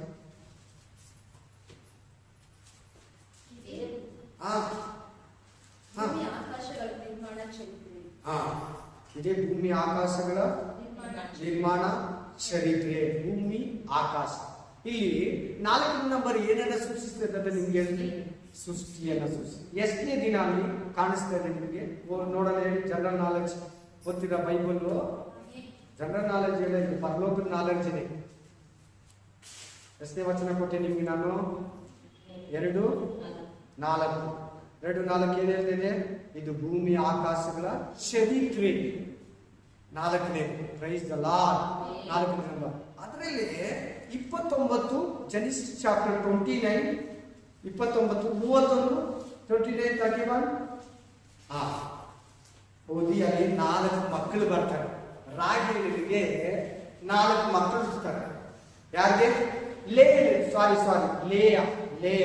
ರಾಹೇಲಲ್ಲ, ಲೇಯ. ಓದಿ. ಸರಿ. ಆಕೆಯನ್ನು ಬಸವಾಗುವಂತೆ ಮಾಡಿದನು. ಆಮೆನ್. ಆದರೆ ರಾಹೇಲಳು ಬಂಜೆಯಾಗಿದ್ದಳು. ಲೇಯಳು ಗರ್ಭಿಣಿಯಾಗಿ ಗಂಡು ಮಗುವನ್ನು ಹೆತ್ತು ಯೆಹೋವನ ಬೆತ್ತನ್ನು ನೋಡಿದ್ದಾನೆ. ಇನ್ನು ಮುಂದೆ ನನ್ನ ಗಂಡನು ನನ್ನನ್ನು ಪ್ರೀತಿಸುವನೆಂದು ಹೇಳಿ ಅದಕ್ಕೆ ರೂಬೇನ ಹೆಸರಿಟ್ಟಳು. ಆಕೆ ತಿರುಗಿ ಗರ್ಭಿಣಿಯಾಗಿ ಗಂಡು ಮಗುವನ್ನು ಹೆತ್ತು ನಾನು ಗಂಡನ ಅಲಕ್ಷ್ಯಕ್ಕೆ ಗುರಿಯಾದನೆಂದು ಯೆಹೋವನು ತಿಳಿದಿದ್ದರಿಂದ ಈ ಮಗುವನ್ನು ದಯಪಾಲಿಸಿದನೆಂದು ಹೇಳಿ ಅದಕ್ಕೆ ಸಿಮೆಯೋನ್ ಎಂದು ಹೆಸರಿಟ್ಟಳು. 2 ಮಕ್ಕಳು. ಆಮೇಲೆ ಆಕೆಯ ತಿರುಗಿ ಗರ್ಭಧರಿಸಿ ಗಂಡು ಮಗುವನ್ನು ಹೆತ್ತು ಈಗಲಾದರೂ ನನ್ನ ಗಂಡನ್ನು ನಾನು ಒಂದಾಗುವೆನು, ಅವರಿಗೆ 3 ಮಂದಿ ಗಂಡು ಮಕ್ಕಳನ್ನು ಎತ್ತಿದ್ದೇನಲ್ಲ ಎಂದು ಹೇಳಿ ಅದಕ್ಕೆ ಲೇವಿ ಎಂದು ಹೆಸರಿಟ್ಟಳು. ನೆಕ್ಸ್ಟ್. ಆಕೆಯ ತಿರುಗಿ ಗರ್ಭಿಣಿಯಾಗಿ ಗಂಡು ಮಗುವನ್ನು ಎತ್ತು ಏಕ ಯೆಹೋವನಿಗೆ ಉಪಕಾರಸ್ತುತಿ ಮಾಡುವೆನೆಂದು ಹೇಳಿ ಅದಕ್ಕೆ ಯೆಹೂದ ಎಂದು ಹೆಸರಿಟ್ಟಳು. 4 ಮಕ್ಕಳು ಬಂದ್ರಲ್ಲ.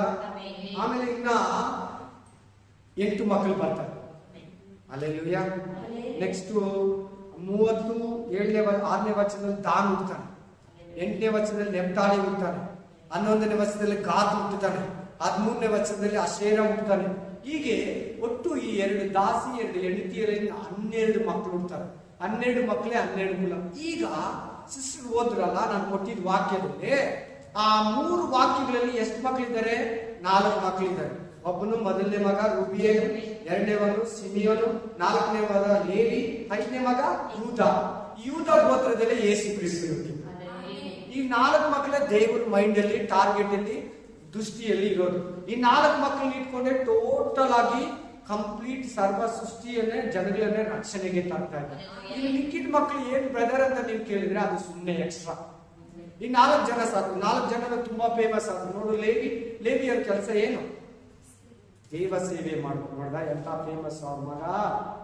ಸನ್ನಿಧಿಯಲ್ಲಿ ದೇವ್ರ ಸೇವೆ ಮಾಡ್ತಾ, ಯಜ್ಞಗಳನ್ನ ಅರ್ಪಿಸ್ತಾ, ಸಂಧ್ಯಾ ನೈವೇದ್ಯ ಅರ್ಪಿಸ್ತಾ, ದೇವ್ರ ಚಿತ್ತವನ್ನ ಎಲ್ಲ ಇಸ್ರಾಯೇಲ್ಗೆ ತಿಳಿಸೋ ಕೆಲಸ.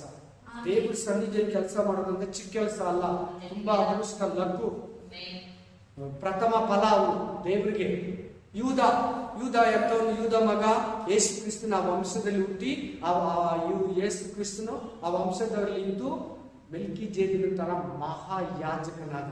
ಲೇವಿಯ ಕುಲದಿಂದ ಯಾಜಕತ್ವ ಯೂದ ಕುಲಕ್ಕೆ ಹೋಯಿತು. ಈ ಕುಲದಲ್ಲೇ ರಕ್ಷಕನಿಂದ ರಕ್ಷಣೆ ಬಂತು. ಸಾಕಲ್ಲ, ಇನ್ನೇನ್ ಬೇಕು? ಸೇವೆ ಮಾಡೋನು ಈಕೆಯಲ್ಲೇ, ಈ ಮಗನಲ್ಲೇ ರಕ್ಷಣೆ, ಆಕೆ ಹುಟ್ಟಿದ ಮಗನಲ್ಲೇ ಇದೆ. ಈ 4 ಮಕ್ಕಳೇ ಸಾಕಾಗಿದ್ದು ದೇವರಿಗೆ. ಇನ್ನು ಹುಟ್ಟಿದೆಲ್ಲ ಎಕ್ಸ್ಟ್ರಾ. ದಾಸಿನ ತಂದ್ಬಿಟ್ರು, ಈ ದಾಸಿನ ತಂದ್ಬಿಟ್ರು. ಲೇಯನ್ನೇ ಮದುವೆ ಆಗೋ ದೇವ್ರ ಚಿತ್ತ ಇದ್ದಿದ್ದು, ಅವನು ಇಷ್ಟಪಟ್ಟಿದ್ದು ರಾಗೇಳು. ಎಕ್ಸ್ಟ್ರಾ ಅವ್ರು ಇಬ್ಬರಿಗೆ ಮಕ್ಕಳು ಹುಟ್ಟಿದ್ರು, ಅವ್ರ ದಾಸಿಗೆ ಇಬ್ಬರು ಮಕ್ಕಳು ಹುಟ್ಟಿದ್ರು. ಇವು 4 ಜನನೇ ದೇವ್ರ ಮೈಂಡಲ್ಲಿ ಇರೋದು, ಪ್ಲಾನ್ ಅಲ್ಲಿ ಇರೋದು, ಆಲೋಚನೆ ಇರೋದು. ಮಿಕ್ಕಿದ್ ಎಕ್ಸ್ಟ್ರಾ. ಇಸಾಕ್ ಮಾತ್ರ ಐಸಾಕ್ ಮೈಂಡಲ್ಲಿ ಇದ್ದಿದ್ದು, ಸಾರಲ್ಲಿ ಹುಟ್ಟೋದು. ಈ ಆಕೆನ ತಂದು ಮಲಗಿಸಿದ್ದು ಅಬ್ರಾಹ್ಮನ ಅನ್ನೋದಕ್ಕಿಂತ ಸಾರ. ಅಬ್ರಾಹ್ಮನು ಆಗ ಐಗುಪ್ತಕ್ಕೆ ಹೋದ, ಇಸ್ಮಾಯಿಲ್ ತಾಯಿ ಆಗರನ್ನು ಬಂದ್ರು. ಇವನ್ ಮಾಡಿದ ತಪ್ಪಾದ್ರು. ಜೊತೆಲಿ ಇದಕ್ಕೆ ನನಗೆ ಮಕ್ಕಳಿಲ್ಲ ಅಂತ ಈಕೆನ ಪಕ್ಕದಲ್ಲಿ ಮಲಗಿಸಿದ್ರು. ಯಾರನ್ನ? ಆಗರನ್ನ ಇಸಾಕ ಹುಟ್ಟದ, ಇಸ್ಮಾಯಿಲ್ ಹುಟ್ಟದ. ಇಸ್ಮಾಯಿಲ್ ಆಗ್ಲಿ ಆಗರ್ ಆಗ್ಲಿ ದೇವ್ರ ಮೈಂಡ್ ಅಲ್ಲಿ ಪ್ಲಾನ್ ಅಲ್ಲಿ ಇಲ್ಲ. ಸಾರಾ ಐಸಾಕ್ ಮಾತ್ರ ಜ್ಞಾಪಕ, ದೇವ್ರ ದೃಷ್ಟಿ, ಆಲೋಚನೆ ಅಷ್ಟೇ.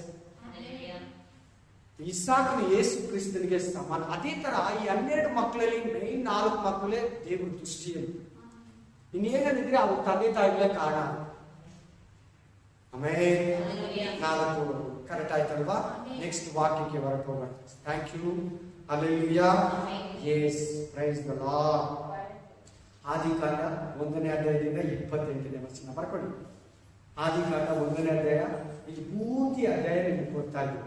ಏನಿದೆ ಅಂದ್ರೆ ಇಲ್ಲಿ, ಥ್ಯಾಂಕ್ ಯು ಲಾರ್ಡ್, ಹಲ್ಲೆಲೂಯಾ. ಏನಿದೆ ಹೇಳಿ? ಸೃಷ್ಟಿ ಇದೆ. ಏನಿದೆ? ಸೃಷ್ಟಿ ಹೆಂಗಾಯ್ತು? ಸೂರ್ಯ ಹೆಂಗ್ ಹುಟ್ಟಿದ, ಚಂದ್ರ ಹೆಂಗ್ ಹುಟ್ಟಿದ, ನಕ್ಷತ್ರಗಳು ಹೆಂಗಾಯ್ತು, ಮರ ಗಿಡ ಬಳ್ಳಿ, ಅಂದ್ರೆ ಸೃಷ್ಟಿ, ಪ್ರಾಣಿ ಪಕ್ಷಿ ಮನುಷ್ಯ, ಮರ ಬೆಟ್ಟ ಗುಡ್ಡ, ಸಮುದ್ರ, ನದಿ, ಸೂರ್ಯ, ಚಂದ್ರ, ನಕ್ಷತ್ರ, ತರಕಾರಿ, ಹಣ್ಣು, ಬೀಜ, ಕಾಯಿ, ಪಲ್ಯ, ಸೊಪ್ಪು, ನದಿ, ಸಮುದ್ರ ಎಲ್ಲ ಇದೆ. ಅಷ್ಟು ವಾಕ್ಯಗಳಿವೆ. ಆದ್ರೆ ಸೃಷ್ಟಿ ಎಷ್ಟು ದಿನ ಮಾಡಿರ್ತಾರೆ ಹೇಳಿ ನೋಡೋಣ. 4ನೇ ನಂಬರ್ ಏನನ್ನ ಸೃಷ್ಟಿಸಿದ್ರು ಅಂತ ಹೇಳಿದೆ ನಾನು ಸ್ಟಾರ್ಟಿಂಗ್ ಅಲ್ಲೇ. ಸೃಷ್ಟಿಯನ್ನ, ಭೂಮಿಯನ್ನು. ಏನನ್ನ? ಸೃಷ್ಟಿಯನ್ನ, ಭೂಮಿಯನ್ನು. ಎಷ್ಟು ದಿನ ಸೃಷ್ಟಿ ಮಾಡಿದ ದೇವರಂತ ಎಲ್ಲಾರು ಬೋಧಿಸ್ತಾರೆ? 6 ದಿನ.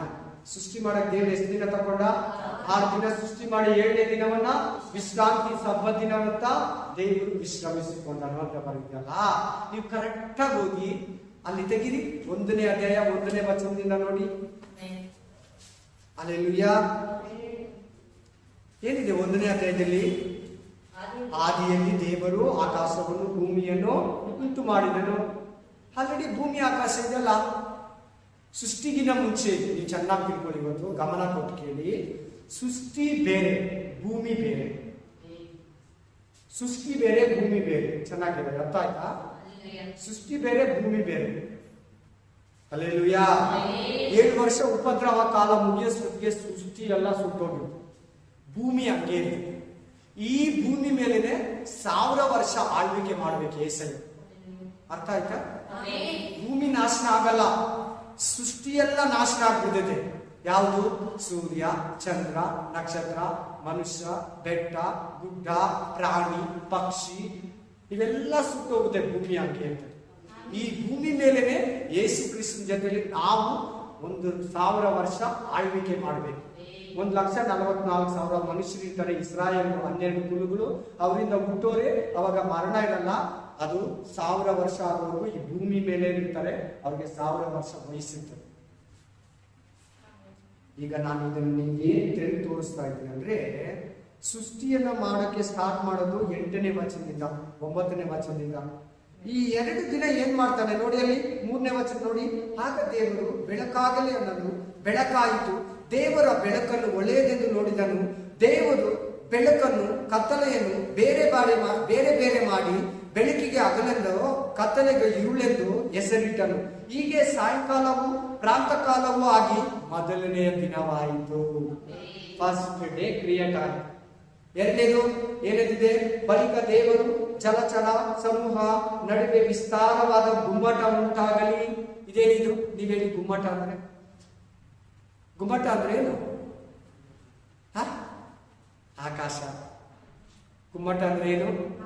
ಕೊಡೆ, ಆಕಾಶ. ಆಲ್ರೆಡಿ 1ನೇ ವಚನದಲ್ಲಿ ಅವೆರಡು ಇದೆ ಅಂತ ಹೇಳ್ತಾ ಇದ್ದಲ್ಲ.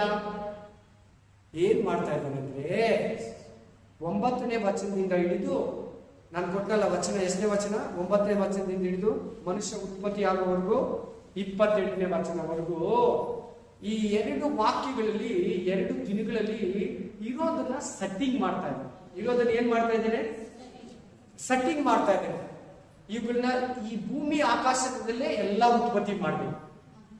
ಈ ಭೂಮಿ ಮೇಲೆ ಏನಿದೆ? ಒಳಗಡೆ ನೀರು ಒಳಗಡೆ ಇದೆ. ಭೂಮಿ ಮೇಲೆ ಕೆತ್ತಾ ಇದ್ದಾರೆ, ಕೆಳಗೆ ಇಳಿಸ್ತಾ ಇದ್ದಾರೆ. ಆಮೇನ್. ಆಕಾಶದ ಮೇಲೆ ಏನ್ ಕವಿದಿದೆ? ಆ ಭೂಮಿ ಮೇಲೆ ನೀರು, ಜಲಸಮೂಹ ಮೇಲೆ ಕತ್ತಲೆ ಕವಿದಿದೆ, ಬೆಳಗ್ಬೇಕು. ಸೆಟ್ಟಿಂಗ್ ಮಾಡ್ಕೊತಾ ಇದ್ದಾರೆ. ಫಸ್ಟ್ ಹೋಟ್ಲು ಇಡ್ಲಿ, ಅನ್ನ, ಸಾಂಬಾರ್, ವಡೆ, ಚಪಾತಿ, ರೈಸು ಎಲ್ಲ ಕೊಡ್ತಿದ್ ಮುಂಚೆ ಹಪ್ಪಳ, ಉಪ್ಪಿನಕಾಯಿ ಏನ್ ಮಾಡ್ಕೊಂತಾರೆ? ಎಲ್ಲ ಸೆಟ್ಟಿಂಗ್ ಮಾಡ್ಕೊಂತಾರೆ, ಬೇಯಿಸ್ಕೊಂತಾರೆ, ಒಗ್ಗರಣೆ ಇಟ್ಕೊಂತಾರೆ. ನಾವೇ ಪಲಾವ್ ಮಾಡಿದ ಮುಂಚೆ ಏನೇನು ಸೆಟ್ ಮಾಡ್ಕೊಂತೀರಿ ಹೇಳು? ಚಕ್ಕೆ, ಲವಂಗ, ಯಾಲಕ್ಕಿ, ಎಣ್ಣೆ, ಈರುಳ್ಳಿ ಕಟ್ ಮಾಡ್ಕೊಳ್ಳೋದು, ಪುದೀನ, ಕೊತ್ತಂಬರಿ, ಆಮೇಲೆ ಸ್ಟವ್ ಅನ್ನಿಸ್ತೀವಿ. ಏನ್ ಮಾಡ್ಕೊಂಡಿದ್ದೀರಿ ಮುಂಚೆನೆ? ಬಿರಿಯಾನಿಗೆ ಎಲ್ಲ ಜುಜ್ಜಗಾರ್ಲಿಕ್ ಪೇಸ್ಟ್ ಸಮೇತ ಸೆಟ್ ಮಾಡ್ಕೊಂಡಿದ್ದೀವಿ, ರೆಡಿಯಾಗಿ ಇಟ್ಕೊಂಡು ಒಲೆ ಹಚ್ತಾ ಇದ್ದೀವಿ. ಹಂಗೆ ಈ 2 ದಿನ ಕೂಡ ಇರೋ ಭೂಮಿಯನ್ನ, ಆಕಾಶವನ್ನ ದೇವರು ಸೆಟ್ ಮಾಡ್ತಾ ಇದ್ದಾರೆ. 4 ದಿನದಲ್ಲಿ ಸೃಷ್ಟಿ ಮಾಡಿದ್ದಾರೆ. ಈ 4 ದಿನದಲ್ಲಿ ಸೃಷ್ಟಿ ಮಾಡಿರೋದೇ 7 ವರ್ಷ ಉಪದ್ರವ ಕಾಲದಲ್ಲಿ ಸುತ್ತೋಗೋದು. ಅರ್ಥ ಆಯ್ತಾ? ಭೂಮಿಯಲ್ಲಿ 1/4 ಭಾಗ, ಸಮುದ್ರದಲ್ಲಿ 1/4 ಭಾಗ, 3ರಲ್ಲಿ 1 ಭಾಗ, ಸೂರ್ಯನಲ್ಲಿ 1 ಭಾಗ, ಸಮುದ್ರದಲ್ಲಿ 1 ಭಾಗ, 3ರಲ್ಲಿ 1 ಭಾಗ. ಈ ಸೃಷ್ಟಿ ಭೂಮಿ ಹಂಗೆ ಇರ್ತೈತೆ. ಇವತ್ತು ಯೇಸು ಸ್ವಾಮಿ ಬಂದು ಸಭೆಯನ್ನು ಎತ್ಕೊಂಡ್ಬಿಟ್ರೆ 107 ವರ್ಷ ಭೂಮಿ ಇರ್ತದೆ. ಎಷ್ಟು ವರ್ಷ? 107 ವರ್ಷ. ಆಮೇಲೆ ಈ ಸೃಷ್ಟಿಗೂ ಭೂಮಿಗಿರೋ ವ್ಯತ್ಯಾಸ ತಿಳ್ಕೊಳ್ಳಿ. ಫಸ್ಟ್ ಭೂಮಿ ನಾಶನ ಆಗಲ್ಲ, ಭೂಮಿ ಹಂಗೆ ಇರ್ತೈತೆ. ಅದು ಯಾವಾಗ ಕಂಪ್ಲೀಟ್ ಕ್ಲಿಯರ್ ಆಗೋದಂದ್ರೆ 1000 ವರ್ಷ ಆಳ್ವಿಕೆ ಆಗೋದು. ಈಗ ನಿಮ್ಗೆ ಕೊಟ್ಟಿರೋ ವಾಕ್ಯದಲ್ಲಿ 1, 2, 3, 4, 5, 6, 7, 8ನೇ ವಚನವರೆಗೂ ಸೆಟ್ಟಿಂಗ್ ಇದೆ. ಆಲ್ರೆಡಿ ಆಕಾಶ ಭೂಮಿ ಇದೆಯಾ ಇಲ್ವಾ? 1ನೇ ವಚನದಲ್ಲಿ ತೋರಿಸ್ಕೊಟ್ನಲ್ಲ. ಆದಿ ಅಂದ್ರೆ ಯಾರು ಇಲ್ದಿರೋವಾಗ. ಆದಿ ಅಂದ್ರೆ ಏನು? ಬಿಗಿನಿಂಗ್. ಇಂಗ್ಲಿಷ್ ಅಲ್ಲಿ ಬಿಗಿನಿಂಗ್. ಯಾರು ಇಲ್ದಿರೋವಾಗಲೇ ಭೂಮಿ ಆಕಾಶ ಇದೆ. ಏನಿಲ್ಲ, ಪಕ್ಷಿ ಇಲ್ಲ, ಪ್ರಾಣಿ ಇಲ್ಲ, ಸೂರ್ಯ ಇಲ್ಲ, ಚಂದ್ರ ಇಲ್ಲ, ಮನುಷ್ಯರಿಲ್ಲ, ಏನು ಮರ ಗಿಡ ಏನಿಲ್ಲ, ಕಂಪ್ಲೀಟ್ ಖಾಲಿ, ಬ್ರೈನ್ ಆಗಿ ಅವುಗಳ ಮೇಲೆ ಸೆಟ್ಟಿಂಗ್ ಮಾಡ್ಕೊಳ್ತಾ ಇದ್ದಾನೆ. ಆಮೇಲೆ 9ನೇ ವಚನದಿಂದ ಸ್ಟಾರ್ಟ್ ಮಾಡ್ತಾನೆ ನೋಡಿ. ಭೂಮಿ ಅಂತಿದೆ, ಜಲ ಸಮೂಹ ಅಂತಿದೆ, ಸಮುದ್ರ ಅಂತಿದೆ. 11ನೇ ವಚನ ಬನ್ನಿ. ಬೀಜವುಳ್ಳ ಹಣ್ಣಿನ ಮರಗಳು ಜಾತಿಗೆ ಅನುಸಾರವಾಗಿ ಹುಟ್ಟಲಿ. ಈ ಸ್ಟಾರ್ಟ್ ಮಾಡ್ತಾ ಇದ್ದಾನೆ. ಕರೆಕ್ಟಾ ಇಲ್ವಾ? 2 ದಿನ ಸೆಟ್ ಮಾಡ್ಕೊಳ್ತಾ ಇದ್ದಾನೆ. ಇರೋ ಆಕಾಶ ಭೂಮಿಯನ್ನ ಏನೇನ್ ಮಾಡ್ಬೇಕೆಲ್ಲ ಸೆಟ್ಟಿಂಗ್ ಮಾಡ್ಕೊಳ್ತಾ ಇದ್ದಾನೆ. ಚೆನ್ನಾಗಿ ಅರ್ಥ ಆಗ್ತಾ ಇದೆಯಾ? ನಾವೆಲ್ಲ 6 ದಿನ ಸೃಷ್ಟಿ, 6 ದಿನ 4 ದಿನ. ಇವತ್ತು ಮೆಸೇಜ್ ಏನು? 4 ಬಗ್ಗೆ. 4 ದಿನ ಸೃಷ್ಟಿ ಮಾಡಿರೋದು. 2 ದಿನ ಆಲ್ರೆಡಿ ಇತ್ತು. ಅದನ್ನ ರೀಫಾರ್ಮ್ ಮಾಡ್ಕೊಂತ ಇದ್ದಾನೆ. ಏನ್ ಮಾಡ್ಕೊಂತ ಇದ್ದಾನೆ? ರೀಫಾರ್ಮ್ ಮಾಡ್ಕೊಂತ ಇದ್ದಾನೆ. ಇಷ್ಟೇ ಅದರ ಸೀಕ್ರೆಟ್. ಇನ್ನು ಒಂದು ವಾಕ್ಯ ಓದಿ. ಆಮೇನ್. ಹಲ್ಲೆಲೂಯಾ. ಪ್ರಕಟಣೆ ಗ್ರಂಥ 2:18 ಏನಿದೆ ಅಂದ್ರೆ ಅಲ್ಲಿ ಏನಿದೆ? ಒಂದು ಸಭೆ ಹೆಸರಿದೆ, ದುವತರಿಯ ಸಭೆ. ಈ ದುವತರಿಯ ಸಭೆಗೆ ಮುಂಚೆ ಎಷ್ಟು ಸಭೆ ಇದೆ? ಎಫೆಸ, ಸ್ವರ್ಣ, ಪೆರ್ಗಮ ಇದೆಯಲ್ವಾ? ಈ ದುವತರಿಯ ಆದ್ಮೇಲೆ ಎಷ್ಟು ಸಭೆ ಇದೆ? ಅಲ್ಲ, ಅದೇಂಗಮ್ಮ 4ನೇದೇ ದುವತರಿಯ 3 ಇದೆ. ದುವತರಿಯ ಆ ಕಡೆ ಎಷ್ಟಿದೆ? 3 ಇದೆ. ಈ ಕಡೆ ಎಷ್ಟಿದೆ? 3. ಇದು ಎಷ್ಟನೇ ನಂಬರ್ ತಗೋತಾ ಇದೆ? ದುವತರಿಯ 4ನೇ ಸಭೆ. ದುವತರಿಯ ಅಂದ್ರೆ ಅರ್ಥ ಏನಂದ್ರೆ ಹೆಣ್ಣು ಸಭೆಯನ್ನ ಆಳ್ವಿಕೆ ಮಾಡಿ. ನೋಡ, ಯೆಜೆಬೇಲ್ ವಿಗ್ರಹಕ್ಕೆ ನೈವೇದ್ಯ ಮಾಡಿದ್ದನ್ನ ತಿನ್ಬೋದು, ವ್ಯಭಚಾರ ಮಾಡ್ಬೋದು ಅಂತ ಪ್ರೇರೇಪಿಸಿದಂತೆ ಆ ಸಭೆಯನ್ನು. ಹಲ್ಲೆಲೂಯಾ.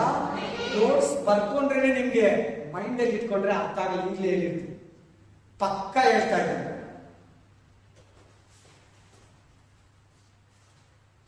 ನೀವು ಮೊಬೈಲಲ್ಲಿ ಆ್ಯಪಲ್ಲಿ ಹೋದ್ರೆ bible.is ಅಂತಿದೆ. bible.is ಅದರಲ್ಲಿ ನೋಟ್ ಇರ್ತದೆ. ಬೈಬಲ್ ಇರ್ತದೆ, ಅದರಲ್ಲಿ ನೋಟ್ ಮಾಡ್ಕೊಂಡು ನೀವು. ನನಗೆ ಅಷ್ಟೊಂದು ಇನ್ನೂ ಇಂಗ್ಲೀಷ್ ಗೊತ್ತಿಲ್ಲ, ನಾನು ನೋಡಿದೆ, ಚೆಕ್ ಮಾಡಿದ್ದೆ. ಅದರಲ್ಲಿ ನೋಟ್ ಕೂಡ ಮಾಡಿಕೊಂಡು ಬಂದಿದೆ ಎಲ್ಲ. bible.is ಅಂತ ಹೊಡೀರಿ, ಬರ್ತದೆ, ಓಪನ್ ಆಗುತ್ತೆ. ಆಮೆನ್. ಇದು ಬೈಬಲ್ ಸಂಬಂಧಪಟ್ಟಿದ್ದು. ಅದಕ್ಕೆ ಹೇಳ್ತಾ ಇದ್ದೀನಿ, ನಾನು ಯೂಟ್ಯೂಬ್ ಬಗ್ಗೆ ಮಾತಾಡ್ತಾ ಇಲ್ಲ, ಇನ್ಸ್ಟಾಗ್ರಾಮ್ ಬಗ್ಗೆ ಹೇಳ್ತಾ ಇಲ್ಲ.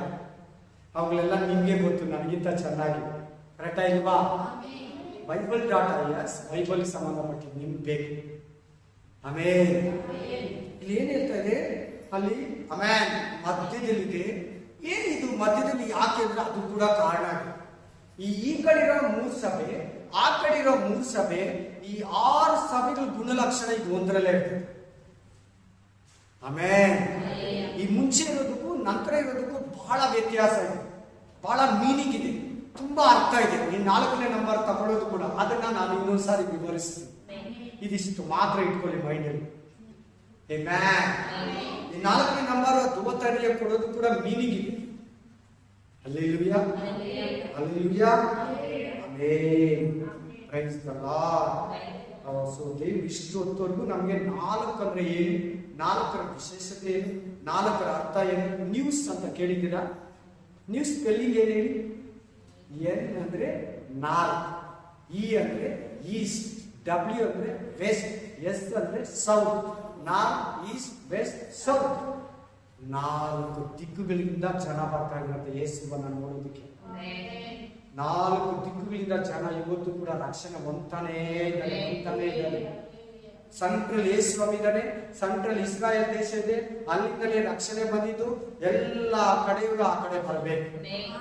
ಇಸ್ರಾಯೇಲ್ ದೇಶನ ನೋಡ್ಬೇಕು, ಯೇಸು ಕ್ರಿಸ್ತನನ್ನು ಕೂಡ ನೋಡ್ಬೇಕು. ನ್ಯೂಸ್ ಅಂದ್ರೆ ಕೇಳಿದ್ರಾ? NEWS news, north, west, south, east. Amen. Hallelujah, amen, amen. So ಈ 4 ನಂಬರು ಭೂಮಿಯನ್ನ, ಸೃಷ್ಟಿಯನ್ನ ಸೂಚಿಸ್ತದೆ. ಇನ್ನು ಒಂದೇ ಒಂದು ವಾಕ್ಯ ಓದಿ, ಪ್ರಕಟಣೆ ಗ್ರಂಥ 21ನೇ ಅಧ್ಯಾಯ 13ನೇ ವಚನ. ಇದೇ ನಾನು ಮಿಸ್ ಮಾಡಿ ನಿಮ್ಗೆ ಕೊಟ್ಟಿದ್ದ ವಾಕ್ಯ. ಆದಿಕಾಂಡ 21:13 ಅಂತ ಕೊಡ್ತೀನಿ ನಾನು ಅವಾಗಲೇ. ಕರೆಕ್ಟಾ? ಓದಿ. ಇದು ಹೊಸ ಯೆರೂಸಲೇಮನ್ನ ಸೂಚಿಸ್ತದೆ. ಯಾವುದು? ನೆಕ್ಸ್ಟ್ ನಾವಿರೋ ಒಂದು ಪ್ರಪಂಚ ಅನ್ನೋದಕ್ಕಿಂತ ಪರಲೋಕ ರಾಜ್ಯ, ನ್ಯೂ ಯೆರೂಸಲೇಮ್, ಹೊಸ ಯೆರೂಸಲೇಮ್, ಜೆರುಸಲೇಮ್. ಓದಿ. ಅದಕ್ಕೆ ಚೌಕವಾಗಿದೆ. ಆ ಲೋಕ ಹೆಂಗಿದೆ? ಸ್ಕ್ವಯರ್ ಆಗಿದೆ. ಹೆಂಗಿದೆ? ಭೂಮಿ ಹೆಂಗಿದೆ ಅಂದ್ರೆ ಹಿಂಗಿದೆ ನೋಡಿ. ಈ ಲೈಟ್ ಅನ್ನು ನೋಡಿ, ಹಿಂಗಿದೆ ಭೂಮಿ, ರೌಂಡ್ ಆಗಿದೆಯಲ್ಲ. ನಾವು ಹೋಗೋ ಹೊಸ ಯೆರೂಸಲೇಮು ಸ್ಕ್ವಯರ್ ಆಗಿದೆ. ಒಂದು ಕಡೆ 3 ಬಾಗಿಲು, ಪೂರ್ವ ಕಡೆ 3 ಬಾಗಿಲು, ಪಶ್ಚಿಮ ಕಡೆ 3 ಬಾಗಿಲು, ದಕ್ಷಿಣದ ಕಡೆ 3 ಬಾಗಿಲು, ಉತ್ತರದ ಕಡೆ 3 ಬಾಗಿಲು. ಅಲ್ಲೇ ಇದೆ ನೋಡ್ಕೊಳ್ಳಿ, ನಾನು ಕೊಟ್ಟಿದ್ದ ವಾಕ್ಯದಲ್ಲಿ ಇದೆಯಾ? ಪೂರ್ವಕ್ಕೆ 3, ಪಶ್ಚಿಮಕ್ಕೆ 3 ಬಾಗಿಲು, ದಕ್ಷಿಣಕ್ಕೆ 3 ಬಾಗಿಲು, ಉತ್ತರಕ್ಕೆ 3 ಬಾಗಿಲು. 12 ಕುಲಗಳನ್ನ 3 ಭಾಗ ಮಾಡ್ತಾರೆ. ರುಬಿಯನ್ ಕುಲ, ಇಸ್ರೇಲ್ ಕುಲ, ದಾನ್ ಕುಲ, ಯೂದ ಕುಲ. ನಾವು ಅವಾಗಲೇ ಓದಿದ್ರಲ್ಲ, 3 ಭಾಗಗಳನ್ನ ಇಟ್ಟು ಸ್ಕ್ವಯರ್ ಆಗಿರ್ತದೆ. ಈಗಿರೋ ಭೂಮಿ ರೌಂಡ್ ಆಗಿದೆ, ಇದು ಸ್ಕ್ವಯರ್ ಆಗಿದೆ. ಅದರಲ್ಲಿ ಕೂಡ ಮೀನಿಂಗ್ ಇದೆ, ಅದರಲ್ಲಿ ಕೂಡ ಅರ್ಥ ಇದೆ, ಚೌಕವಾಗಿದೆ. ಆಮೇಲೆ ಒಂದೊಂದು ಕಡೆನೂ 3 ಭಾಗಗಳಿದೆ, 12 ಭಾಗಗಳು ಇರ್ತದೆ ಒಟ್ಟು. Hallelujah, hallelujah. ಈ ತರ ಒಂದು ಕ್ರಿಯೇಷನ್, ಈ ತರ ಒಂದು ಪಟ್ಟಣ ನೀವು ಭೂಮಿಯಲ್ಲಿ ಎಲ್ಲಿ ನೋಡಿದ? ನೀವು ಯಾವ ಕೋಟೆಯನ್ನ ನೋಡಕ್ ಹೋಗಿ ರೌಂಡ್ ಆಗಿರ್ತದೆ. ಭೂಮಿ ರೌಂಡ್ ಆಗಿದ್ದಾಗ ಅದು ರೌಂಡ್ ಆಗಿರ್ತದೆ. ಈ ಹೊಸ ಯೆರೂಸಲೇಮ್ ನಾವು ನೆಕ್ಸ್ಟ್ ಫ್ಯೂಚರ್ ಇರೋ ಒಂದು ಪ್ರಪಂಚ, ಒಂದು ಲೋಕ ಹೆಂಗಿರ್ತೈತೆ ಅಂದ್ರೆ ಸ್ಕ್ವಯರ್ ಆಗಿರ್ತದೆ. ಅದಕ್ಕೆ 3 ಭಾಗ ಇರ್ತದೆ, 4 ಚೌಕವಾಗಿರ್ತದೆ. ಥ್ಯಾಂಕ್ ಯು ಅಪ್ಪ. ಇವತ್ತು ನಮ್ಮ ಮಧ್ಯದಲ್ಲಿ ಬೈಬಲಲ್ಲಿ 4 ನಂಬರು, 4 ಸುವಾರ್ತೆಯನ್ನ, 4 ಜೀವಿಗಳನ್ನ, 4 ನದಿಗಳ ಶಾಖೆಯನ್ನ, 4 ಕುಟುಂಬಗಳನ್ನ, 4 ಬಾಗಿಲನ್ನ, 12 ಕುಲಗಳನ್ನ, 4 ಬಾಗಿಲುಗಳನ್ನ ತೋರಿಸುತ್ತೆ ರಾಜ. 12 ಕುಲಗಳು 4 ಬಾಗಿಲಲ್ಲಿದೆ ಅಂತ ಹೇಳ್ತಾರೆ ರಾಜ. ಇನ್ನು ನೋಡುವಾಗ ರಾಜ 4 ಮಕ್ಕಳನ್ನ ಹುಟ್ಟಿದ 4 ಪ್ರಥಮ ಮಕ್ಕಳು ಒಳ್ಳೆ ಫೇಮಸ್ ಆಗ್ತಾರೆ ರಾಜ.